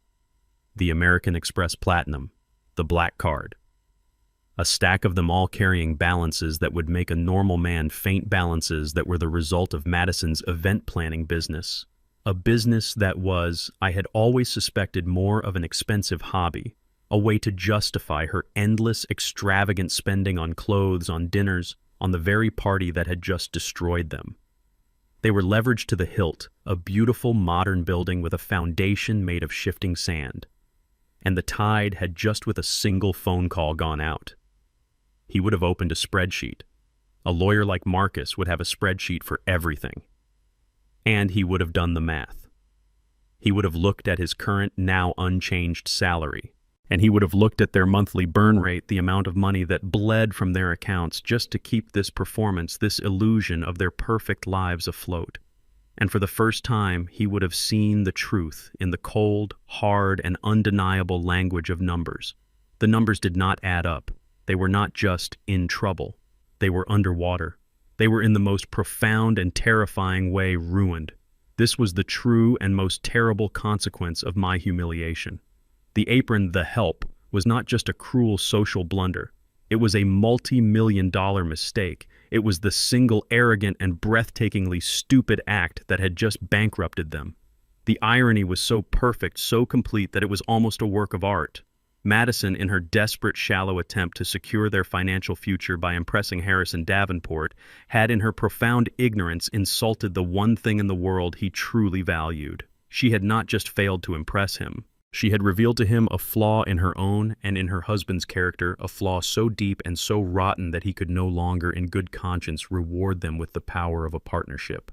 Marcus would have sat there in the dark, the spreadsheet glowing on his screen, a digital testament to his own ruin. And the anger he had felt toward his wife, the brief, righteous flash of clarity, would have been consumed by a new and far more powerful emotion, pure cold and abject terror. He was a man who had lost his king's favor, and in his world a man without his king's favor is a man without a future. He would have known with a sickening certainty that he could not fix this. He could not email his way out of this. He could not reevaluate his way out of this. The decision was final. There was only one person in the world who could perhaps intercede on his behalf. One person who had the ear of the king. One person who in the span of a single evening had gone from a charity case to the most influential man in his life. The useless old man. The help. He would have to go to his father, not for forgiveness, not for love, but for a bailout. A social and professional bailout. The humiliation he was about to learn had only just begun. I did not return to their house. How could I? After that night, after Harrison Davenport and his young associates had driven me to a quiet old jazz club that smelled of bourbon and history, I had known I could not go back. I did not belong in that cold, white marble gallery. So I had returned to my own apartment, the small, rent-controlled place near the conservatory that I had kept for 40 years. I had kept it as a studio, a place to practice my trumpet without bothering anyone, a sanctuary. Madison had hated it. She had always been pressuring me to give it up, to stop wasting money. But I had kept it. And now it had become my lifeboat. I spent the next 3 days in a state of quiet, profound, and deeply peaceful solitude. I sat in my old, worn leather armchair, the one that smelled of my late wife Grace and old smoked tobacco. I listened to my records. Miles, Coltrane, Monk. I played my own horn, the notes, a low, quiet, mournful sound in the small, book-lined room. I did not answer the frantic, increasingly desperate text messages from my son. I was a ghost. I was as Madison had so cruelly wished gone. The knock on my door came just after midnight on the 3rd day. It was not a polite, civilized knock.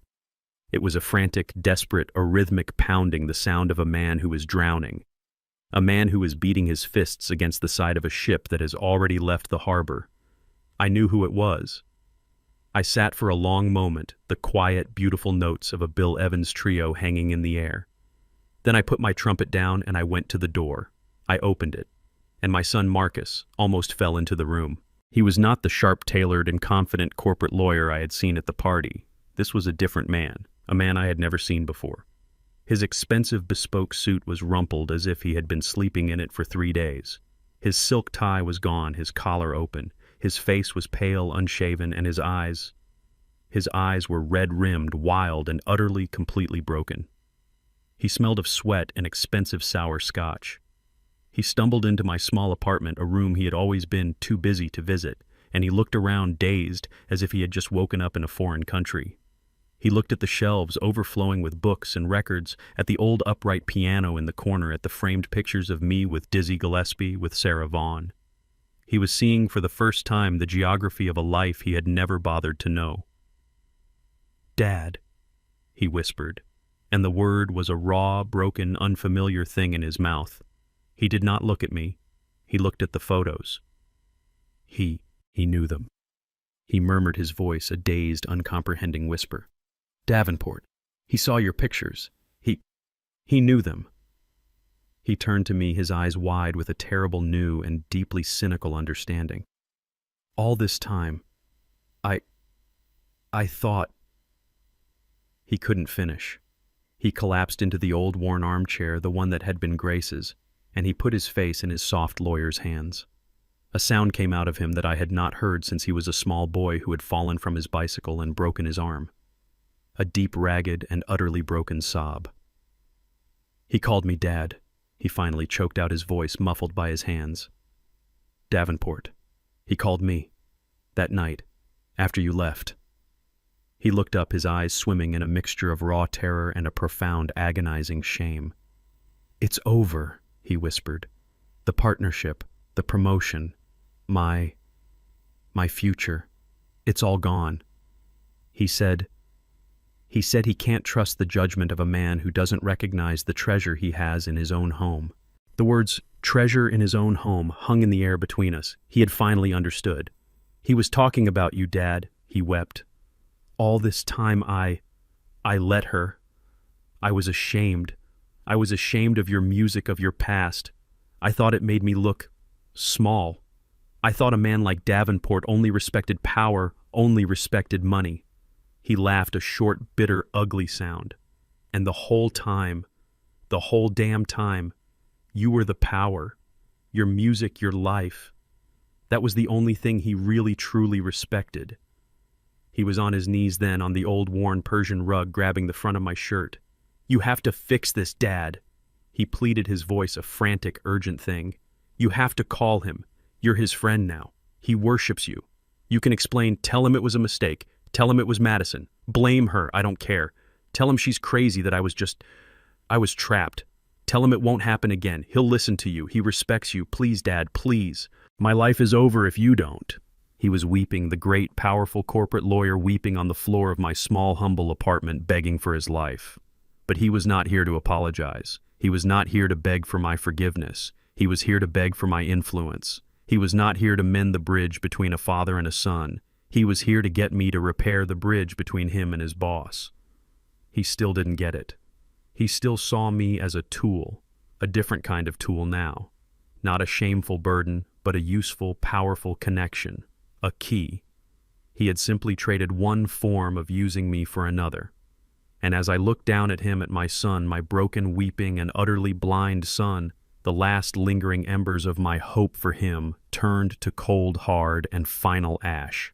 He knelt on the floor of my small, crowded apartment, my son, a 42-year-old man weeping like a lost child. He was a corporate lawyer, a man who commanded six-figure fees, a man who lived in a house of glass and marble. And he was on his knees on my worn 20-year-old Persian rug, his soft, manicured hands clutching the fabric of my simple wool trousers. "Please, Dad?" He begged, his voice a thick, ugly, and broken sound. "You have to fix this. You're the only one who can. Call him. Call Davenport. He respects you. He worships you.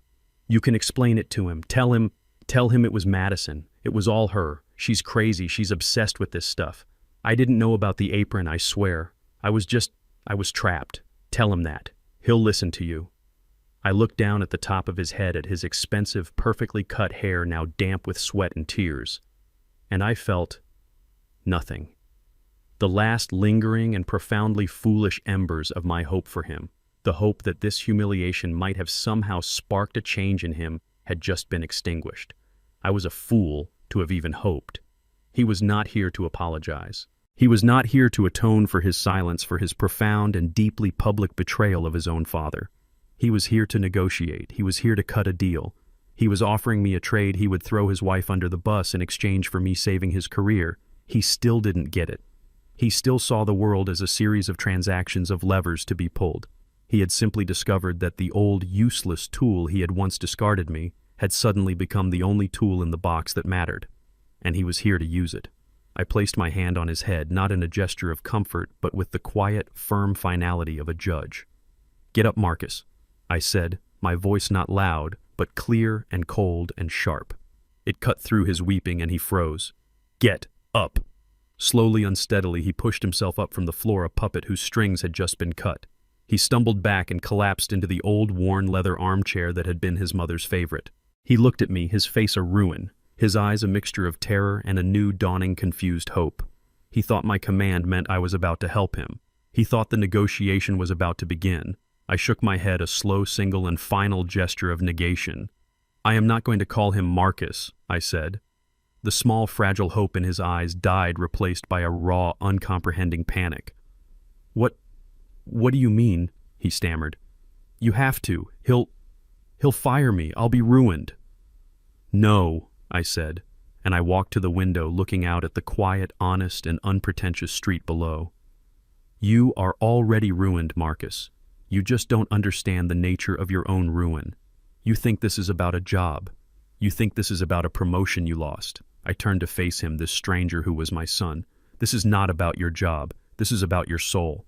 My soul," he repeated the word, a foreign, meaningless sound in his mouth. "Yes," I said. "You come in here, you weep on my floor, and you beg me to fix this. And in the very same breath you blame your wife. Tell him it was Madison. Tell him she's crazy. You are still doing it, Marcus. You are still hiding. You are still refusing to see the truth. She is crazy," he cried, his voice a desperate, childish wail. "She's the one who handed you the apron." "Yes," I said, my voice as cold and as hard as the steel of my trumpet. "She handed me the apron. She was cruel. She was ignorant. She was ambitious. But she is not the one who broke my heart, Marcus." He stared at me, his eyes wide with a terrible, dawning comprehension. "You did." I said the words, a quiet, simple, and utterly final verdict. "You with your silence, you with your averted gaze, you with your decision to stand by that fireplace and stare at your shoes while your wife publicly and with a terrible, calculated cruelty humiliated your father. She was the one who lit the match. But you, Marcus, you were the one who stood there and watched my dignity burn. That is the problem." He had no answer. There was no answer. There was only the truth, a truth that had been waiting unspoken between us for his entire adult life. "I cannot fix this for you, Marcus," I said, and my voice was softer now, not with pity, but with a profound and weary sadness. "This is your work, not mine.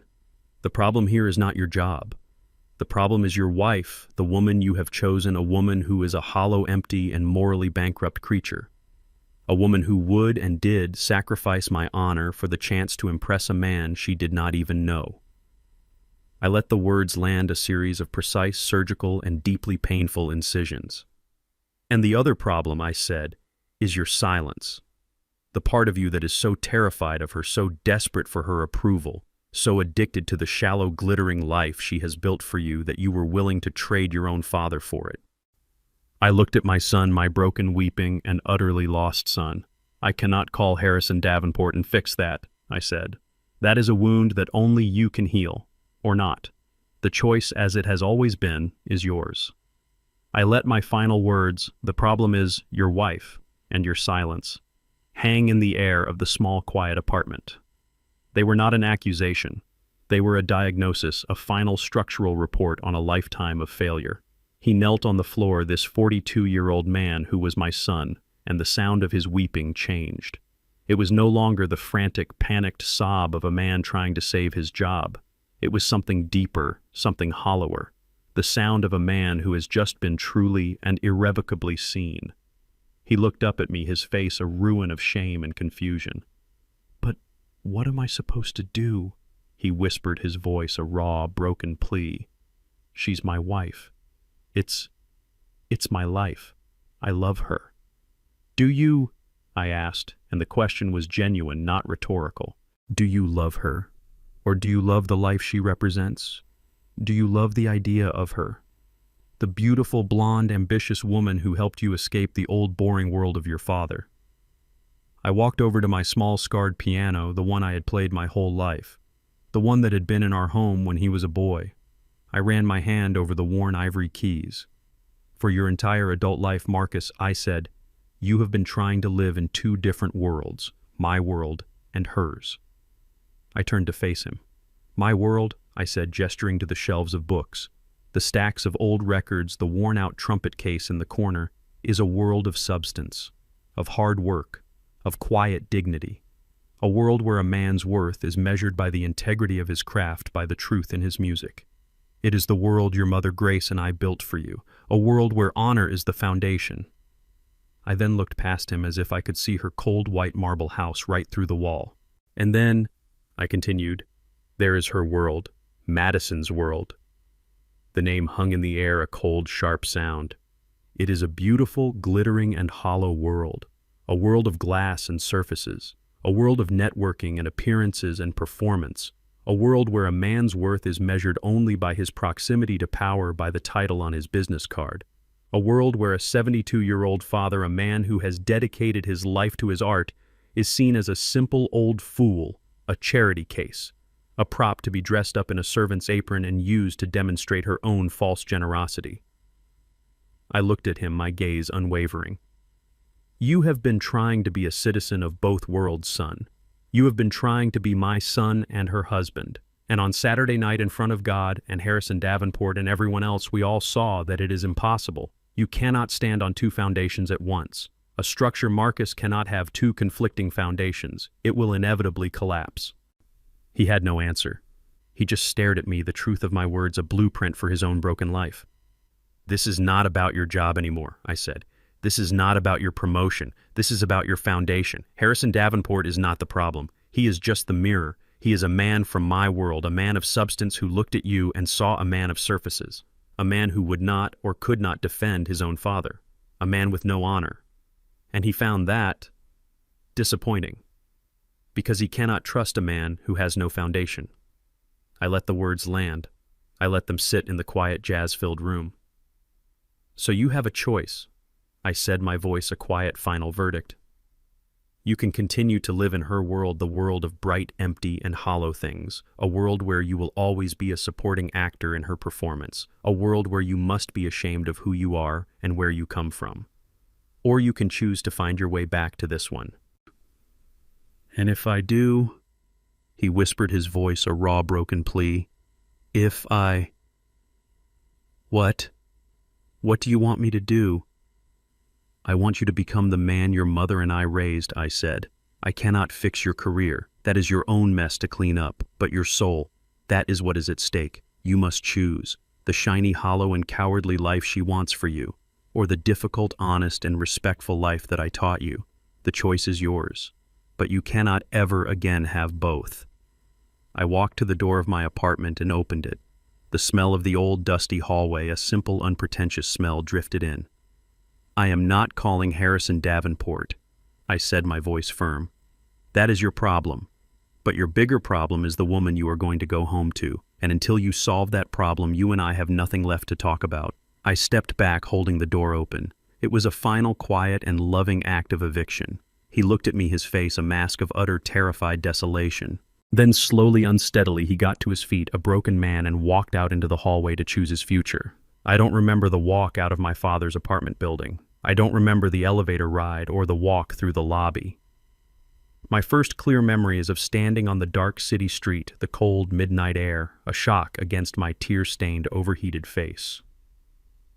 The door had closed behind me, a soft final click that had echoed the sound of Harrison Davenport's phone call. 2 doors had closed on my life in one night. 2 men, the 2 men I respected most in the world, my boss and my father, had both in their own quiet and devastatingly similar ways found me wanting. My father's words were a relentless looping soundtrack in my head. The problem is your wife. The problem is your silence. You cannot have both. He had offered me a choice, a terrible, impossible choice between the woman I loved and the man I had too late realized I respected. I drove home in a daze, the city lights a blur of meaningless color. I was a man walking on a foundation that had just been revealed to be nothing but a thin sheet of ice, and it was cracking beneath my feet. When I got back to the house, all the lights were on. The cold white marble and glass box was lit up like a department store, a beacon of our anxious, expensive life. I walked in and Madison was there waiting for me in the living room.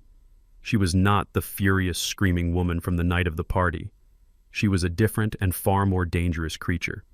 She was a general waiting for a battlefield report. "Well?" she asked, her voice a sharp, impatient, and deeply unattractive sound. She was in a silk robe, a glass of wine in her hand.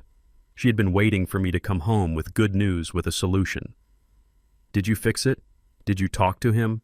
Did he call Davenport?" I looked at her, at my beautiful, ambitious wife, and for the first time I saw her clearly. I saw her through my father's eyes. I saw her through Harrison Davenport's eyes. She was not a partner. She was an adversary. "He's not going to call him," I said, my voice a flat, dead thing. I sank into one of the white, uncomfortable chairs, the ones my father had hated, and I put my head in my hands. "What do you mean he's not going to call him?" she snapped, her voice rising, the thin veneer of her confidence cracking. "What did you do, Marcus? Did you even ask him?" "Yes, I asked him," I said, my voice muffled by my hands. "I begged him." "And," she demanded, walking to stand over me. "And he said no," I said, looking up at her, my face a ruin of my own profound shame. He said the problem wasn't my job. He said the problem was you and my silence." I said the words, and in saying them I realized the full, terrible, and unassailable truth of them. Madison stared at me for a long, silent moment. She was processing, and then she laughed. It was not the bright, tinkling social laugh I was used to. It was a short, sharp, ugly bark of pure, unadulterated contempt. "My God," she said, her voice a low, vicious hiss. "You are pathetic." I flinched as if she had slapped me. "He's right," she continued, her eyes as cold and as hard as the marble floor. "He's right about you. You are a coward. I send you there to fix this, to save our lives, to use the one single piece of leverage we have over that old man, and what do? You let him, a senile old has-been, blame me. You let him win. You just sat there and you let him, just like you did at the party. You are weak, Marcus. You are just as weak and just as pathetic and just as useless as he is." And that was it. That was the moment, the final fatal click of the gears falling into place. Useless. The word she had used about my father, the word she was now using about me. She was the common denominator. She was the poison. My father's words, "You have to choose," echoed in my head. And in that single clarifying and deeply, terribly liberating moment of pure, cold clarity, I did. I stood up from the chair. I was no longer the broken, weeping child from my father's apartment. I was just a man who was very, very tired. "You're right," I said, and my voice was a quiet, new, and unfamiliar sound. It was the sound of my own long-forgotten foundation. "What?" she said, confused, her angry tirade cut short. "You're right," I repeated, walking past her towards the foyer. "He is right, and you are right. I am weak. I have been.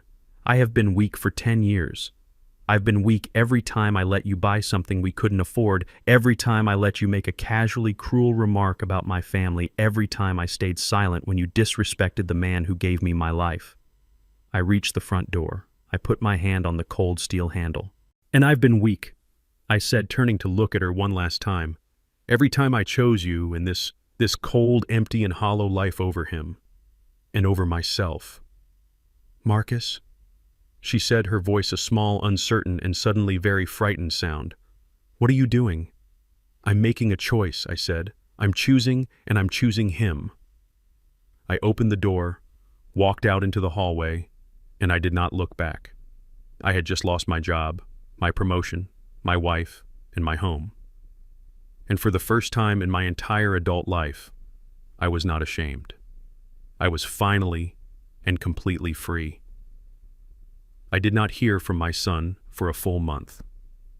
The silence that had once been a weapon, a space I had filled with my own quiet resolve, was now just a silence.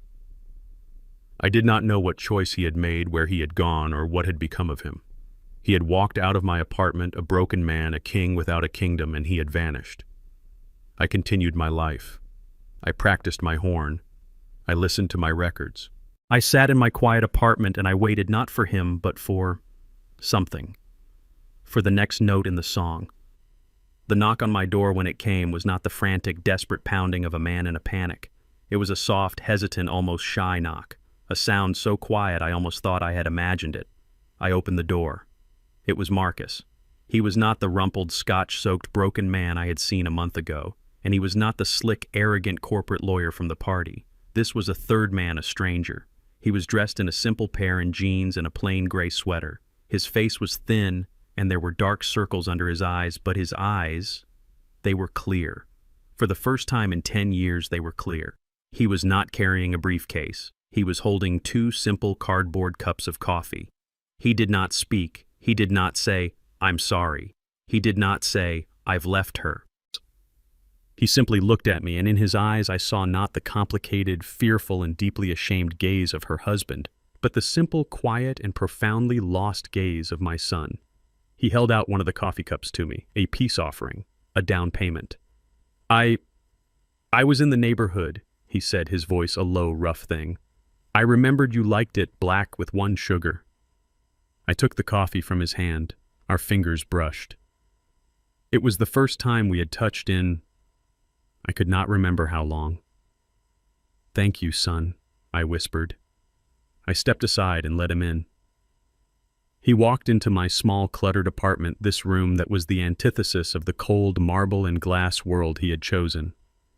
He looked at the stacks of records at the shelves, overflowing with books, at the framed photo of his mother Grace laughing by the piano. He looked at it all not as a stranger, not as a tourist, but as a man who was finally, and after a long and terrible journey home. He sat down, not in the armchair, but on the small, worn ottoman, a humble, almost reverent gesture, and I sat in my old leather chair. We did not talk. Not about Madison. Not about Davenport. Not about the promotion or the money or the terrible gaping wound of the party. We just sat. We sat in the quiet, sun-drenched apartment and we drank our coffee.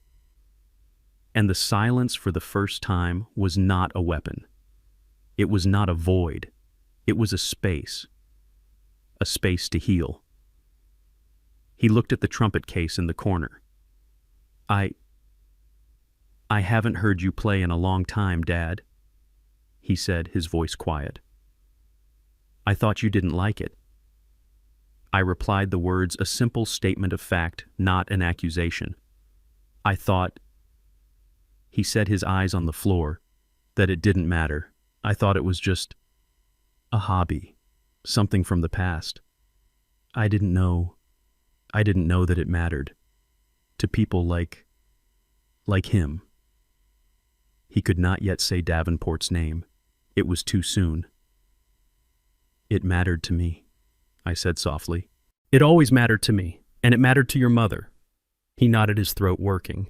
And then he did something I had been waiting for him to do his entire adult life. He stopped talking, and he just listened. He listened to the quiet ticking clocks. He listened to the distant musical sound of the city traffic. He listened to the silence between us.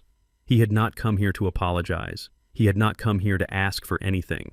He had come here, I realized, to do the one thing he had never in his frantic, ambitious, and deeply hollow life ever done before. He had come here to be quiet. He had come here to listen. The weeks that followed were a new and quiet education. Marcus would come to my small apartment not with the frantic, desperate energy of a man seeking a favor, but with the quiet, humble posture of a student. He would bring coffee and sometimes a bag of pastries from a small neighborhood bakery. We would sit in the 2 worn armchairs in my living room, the one that had been mine and the one that had been Grace's, and we would be. He did not speak of Madison. I did not ask. I learned later through the quiet grapevine of the city that she had filed for divorce, citing irreconcilable differences, her pride too great to admit that her husband had simply walked away. And Marcus, I learned, had not contested it. He had, with a quiet and devastating finality, agreed to all her terms, given her the house, the cars, everything. He had walked away with nothing but a suitcase and his own profound and newly discovered sense of self. He had, in a quiet and deeply personal way, chosen. He had chosen my world, a world of substance over a world of surfaces. Our visits were not filled with conversation. The past was a minefield, a landscape of shared unspoken pain that we were both too wounded and too proud to navigate. He would not and could not apologize for his silence at the party, and I would not and could not offer him an easy forgiveness. The wound was too deep, the betrayal too profound. So we sat. And in the silence between us, a silence that was no longer hostile but simply sad, I found myself doing something I had not done in a very, very long time. One evening, as he sat in his mother's chair staring at the floor, a man adrift in the wreckage of his own life, I stood up. I walked to the corner of the room, to the old battered leather-bound case that held my oldest and dearest friend. I opened the latches, the soft metallic click, a sound that was as familiar to me as my own heartbeat. I took out my trumpet. It was an old, beautiful silver horn, its lacquer worn thin in the places where my hands had held it for 50 years. Marcus looked up, his eyes full of a strange, new, and unfamiliar curiosity. I had not played for him, not really played, since he was a small boy. In his adult, ambitious corporate world, my music, my art had been a quaint and slightly embarrassing hobby. I did not speak. I simply put the mouthpiece to my lips, closed my eyes, and I began to play. I did not play a loud, triumphant, or angry song. I played a blues. A slow, quiet, and deeply mournful blues, the kind of music that is born not in the mind, but in the soul. I played the sound of a 72-year-old man's heart. I played the sound of my grief for Grace. I played the sound of my betrayal by my son. I played the sound of the help of a lifetime of quiet indignities, of a pride that had been wounded, but had never ever broken. The notes were low and soft and full of a quiet, aching pain. They were the most honest words I had spoken in months. Marcus did not move. He just sat, his head bowed, and he listened. And I knew as I played that for the first time in his entire privileged and deeply sheltered life, my son was truly hearing me. He was not just hearing the notes, he was hearing the meaning. He was hearing the 50 years of struggle, of joy, of pain, of a life lived with honor in a world that had not always been honorable to a man like me. He was hearing the voice of the father he had never bothered to know. He was hearing the story of the simple old man he had been so ashamed of. When I finished the last mournful blue note hanging in the air, a final unresolved question, the silence in the room was different. It was no longer an empty void. It was full. It was full of our shared history, of our shared and unspoken pain. Marcus looked up at me. His eyes, his lawyer's eyes, his ambitious, calculating eyes were swimming in tears. They were not the tears of self-pity. They were not the tears of a man who had lost his job. They were the tears of a man who had just for the first time truly and with a heartbreaking clarity seen his own father. He did not speak. He did not need to. The music had said it all. The ice, the great frozen and silent glacier that had been between us for 20 years, had finally, with a single mournful blue note, begun to crack. The weeks after Marcus walked out of my apartment were a new kind of quiet. Our weekly visits continued, but the silence between us was different. It was no longer the silence of shame and anger. It was a shared silence, a comfortable working silence, the silence of two men who are beginning slowly and with great care to rebuild a foundation that had been completely demolished. He would bring coffee and I would put on a record, an old blue note pressing, Art Blakey, Horace Silver, and we would just listen. He would listen to the music and I would watch him. I saw a change in him. The frantic, hunted energy of the failed lawyer was gone. The soft, arrogant, and deeply insecure man who had been my daughter-in-law's husband was also gone. This new man was quieter. He was more thoughtful. He was, for the first time in his life, truly and deeply listening. One afternoon, about a month after he had left his wife, I was sitting in my armchair reading when a thick, cream-colored envelope was slid under my door. It was not a bill.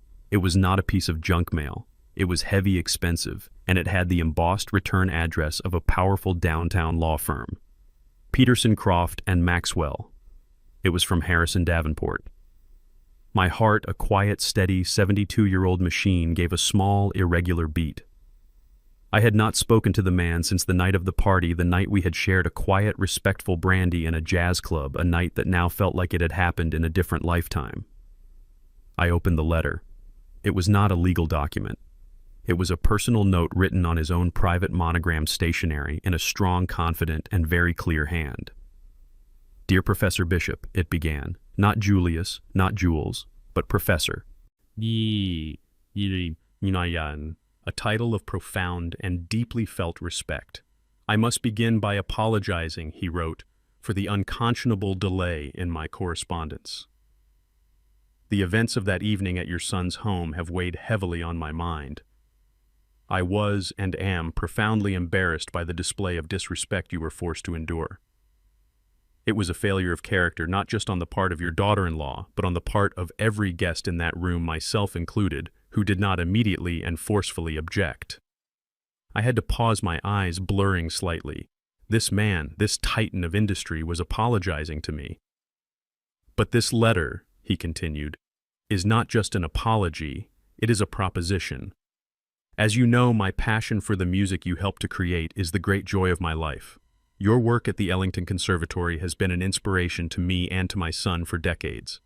I have been in communication with the board of the conservatory, and I have just finalized the creation of a new endowment, a $25 million fund dedicated to providing full 4-year scholarships for underprivileged, gifted young musicians, a fund that will be named the Julius Jules Bishop Endowment for American Music." I stopped breathing. $25 million. My name. It was not a gift. It was a legacy. A legacy I had never asked for, a legacy I had never known I was building. "I would be deeply and personally honored," he wrote, "if you would agree to serve as the honorary chairman of the fund. Your name, your guidance, and your unimpeachable integrity would be the foundation upon which we hope to build this new future for the music we both love." I sat there, the heavy cream-colored paper trembling in my hands, and then I saw it. A final paragraph, a postscript added at the bottom. "P.S." he had written. "Your son Marcus came to see me last week. He did not come to ask for his promotion back. He did not come to make excuses. He came simply to apologize. He apologized not for his wife, but for himself, for his own silence. He called it a failure of character, a phrase which I found to be both accurate and deeply honorable. He has tendered his resignation. I have for the moment refused to accept it. A man who is willing to look at his own deepest flaws with that kind of honesty is a rare and valuable thing. He is a good man, Professor. You have raised a good man. He just got lost. I believe he is finally finding his way back." I folded the letter, my hands shaking. I looked at the trumpet case in the corner and at the picture of Grace, my wife, on the piano. And for the first time in a very long, very dark, and very lonely year, I felt the unmistakable and deeply welcome warmth of tears. My son had not just left his wife. He had begun the long, hard, and deeply honorable work of coming home. While my son Marcus was beginning the slow, difficult, and deeply personal work of rebuilding his foundation, the woman who had built her entire life on a foundation of sand was experiencing a different kind of collapse, a total one. I did not see Madison's downfall. I did not need to. I had been in this city for 50 years. I understood the quiet, brutal, and efficient machinery of its social world. And Madison, a woman who lived and died by that world, was about to be devoured by it. Her life with Marcus was not a partnership. It was a performance. And that performance was predicated on two things: his rising star at the prestigious law firm and her own carefully curated image as one of the city's most exclusive and sought-after event planners. Her entire business model was based on her access, on her proximity to people like Harrison Davenport. She was not just an event planner, she was a social gatekeeper. And at my birthday party, she had not just insulted an old musician, she had, in a single catastrophic act of public hubris, slammed the gate on her own manicured fingers. The news of that night would have spread through the wealthy, insulated circles of Atlanta with the speed of a wildfire. It was a story too good, too juicy, too full of a perfect poetic justice not to be told. It would have been shared in hushed, delighted whispers over $1,000 lunches and on the velvet-gloved phone lines of the city's elite. Did you hear what happened at the Sterling party? She put the Julius Bishop in an apron. Harrison Davenport walked out, took all the young partners with him. Can you imagine the ignorance, the arrogance? She was not just a bad hostess, she was a fool. And in her world, being a fool is a far greater sin than being cruel. Her brand, the entire glittering edifice of her professional identity, was built on her flawless taste, her perfect connections, and her unimpeachable understanding of power. And in one night she had proven to her entire client base that she had none of those things. She had proven that she could not tell the difference between a national treasure and a servant. The fallout would have been immediate, and it would have been silent. There would be no angry phone calls, just a quiet, sudden, and complete cessation of all business. The phone in her beautiful all-white home office would simply stop ringing. The clients who had once been desperate for her services, the wealthy wives of doctors and bankers who had booked her for their charity galas and debutante balls, would suddenly, and without explanation, postpone their events. We've decided to go in a different direction, Madison. Something has come up. We'll be in touch. And then the final killing blow. Marcus left. When he walked out of that cold marble house, he did not just take his suitcase. He took her name. He took her legitimacy. He took her access to the one thing that had given her any power at all, his connection to Harrison Davenport. Without him, she was no longer Madison Sterling, the brilliant, ambitious wife of the firm's rising star. She was just Madison, a divorced event planner with a reputation for publicly and with a spectacular lack of judgment humiliating her own family. She was no longer a gatekeeper.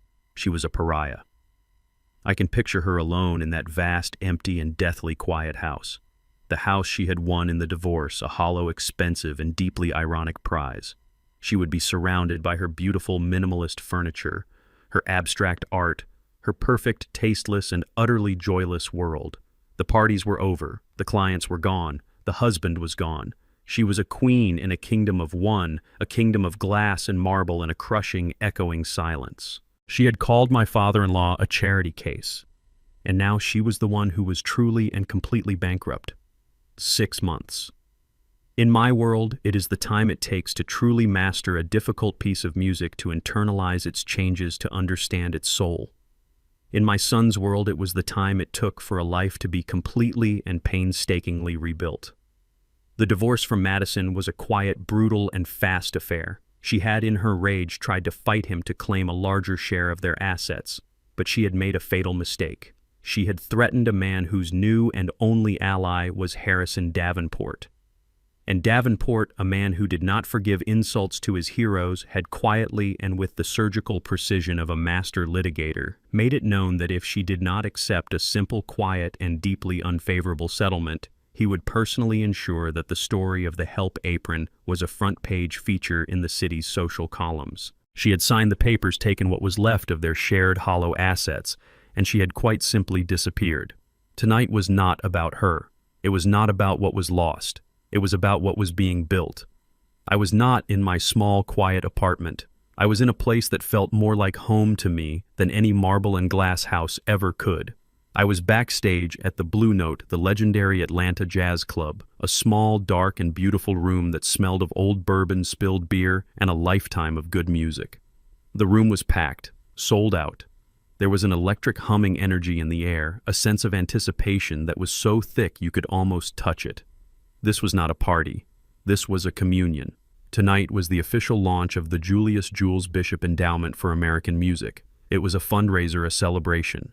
And for the first time in almost 20 years, I had agreed to perform a full public set. I stood in the wings, my old silver trumpet in my hand, its metal warm familiar.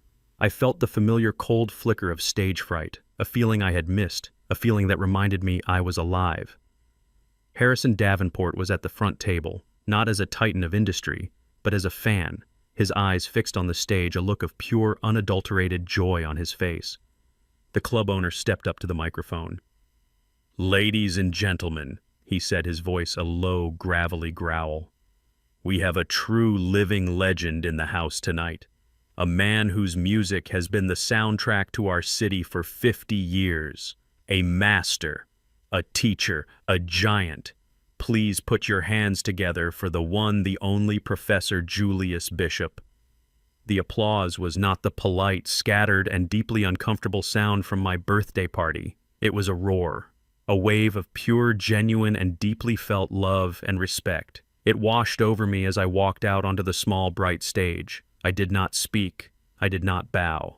I simply lifted my horn, the instrument that was my true voice, the voice that had never lied, never faltered. I put the mouthpiece to my lips, and I played. I played the music of my soul. I played the blues for grace. I played the complex, angry, and beautiful chords of Monk. I played the long, soaring, and hopeful lines of Coltrane. I played the sound of a 72-year-old man who had lost his wife, who had been betrayed by his son, who had been humiliated by a woman who saw him as a servant, and who had through it all held on to the one simple and unshakable truth of his own dignity. I played my story. And this room full of strangers, of music, lovers, of people who understood the language of the soul, they listened. They understood. They were not just hearing a performance. They were hearing a testament. When the last note of Midnight Blue faded into the smoky, reverent silence, there was a beat, a pause, a single shared breath. And then the room exploded. The applause, the shouts, the love, it was a physical thing, a wave that lifted me up.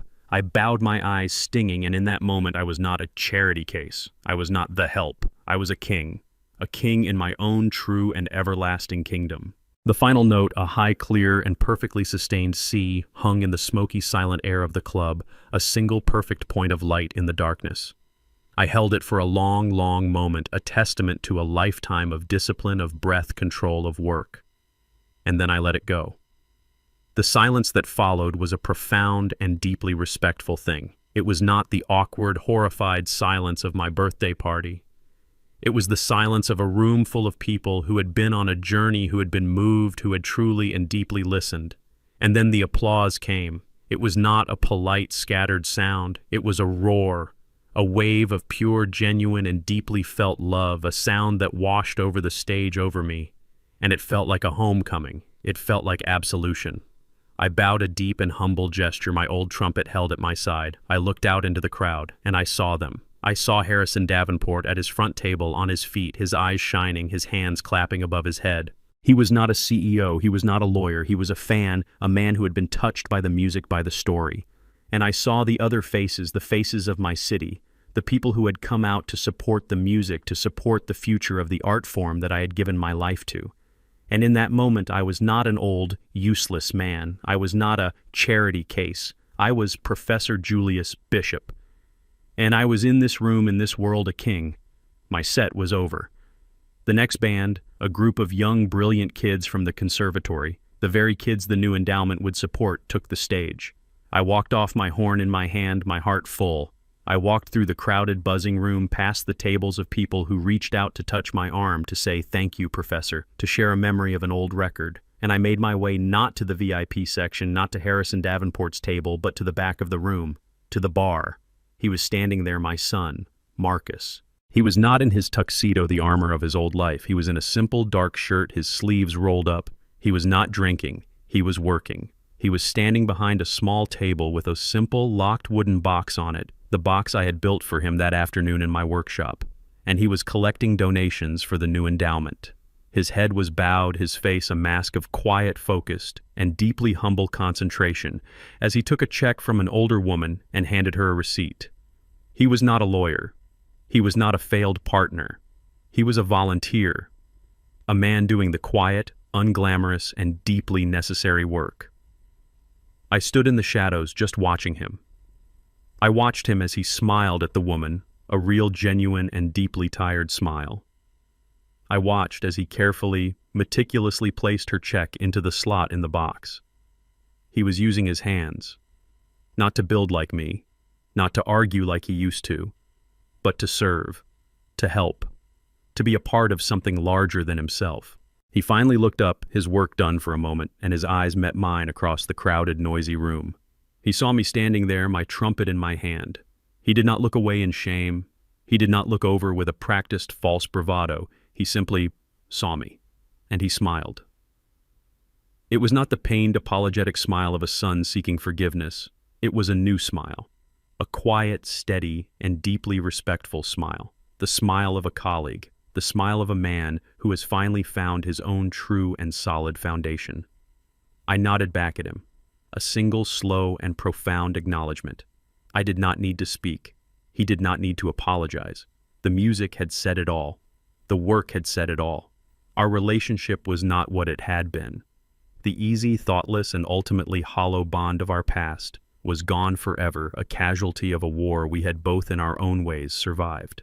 But what was being built in its place here in this noisy, smoky, and beautiful room was something new, something quieter, something stronger, something that was not built on the shifting sands of obligation or guilt or shared blood. It was being built on the solid, unshakable, and eternal bedrock of mutual respect. He was not ashamed of me, and I was finally, and for the first time in a very long time, beginning to feel a flicker of pride for him. The legacy of my wife, of my music of my life, was not just in the endowment or in the applause. It was here, in the quiet, respectful, and hard-won smile of my son. The work was not over, but the foundation I knew was finally truly set. My daughter-in-law saw me as an embarrassment, a relic of a past she wanted to erase. She handed me an apron to make me a servant, but she only revealed that she was a servant to her own ambition. She didn't realize that the man she was trying to impress had more respect for my old jazz records than for her new money. True respect isn't about the job you have. It's about the work you've mastered. She tried to make me small, but only proved that she and her entire world were the ones that were. What about you? Do you believe that true respect is earned through character, not connections? I'd love to read your thoughts in the comments below. If you want to hear more stories like this one, be sure to like this video and subscribe to the channel. Thank you for listening.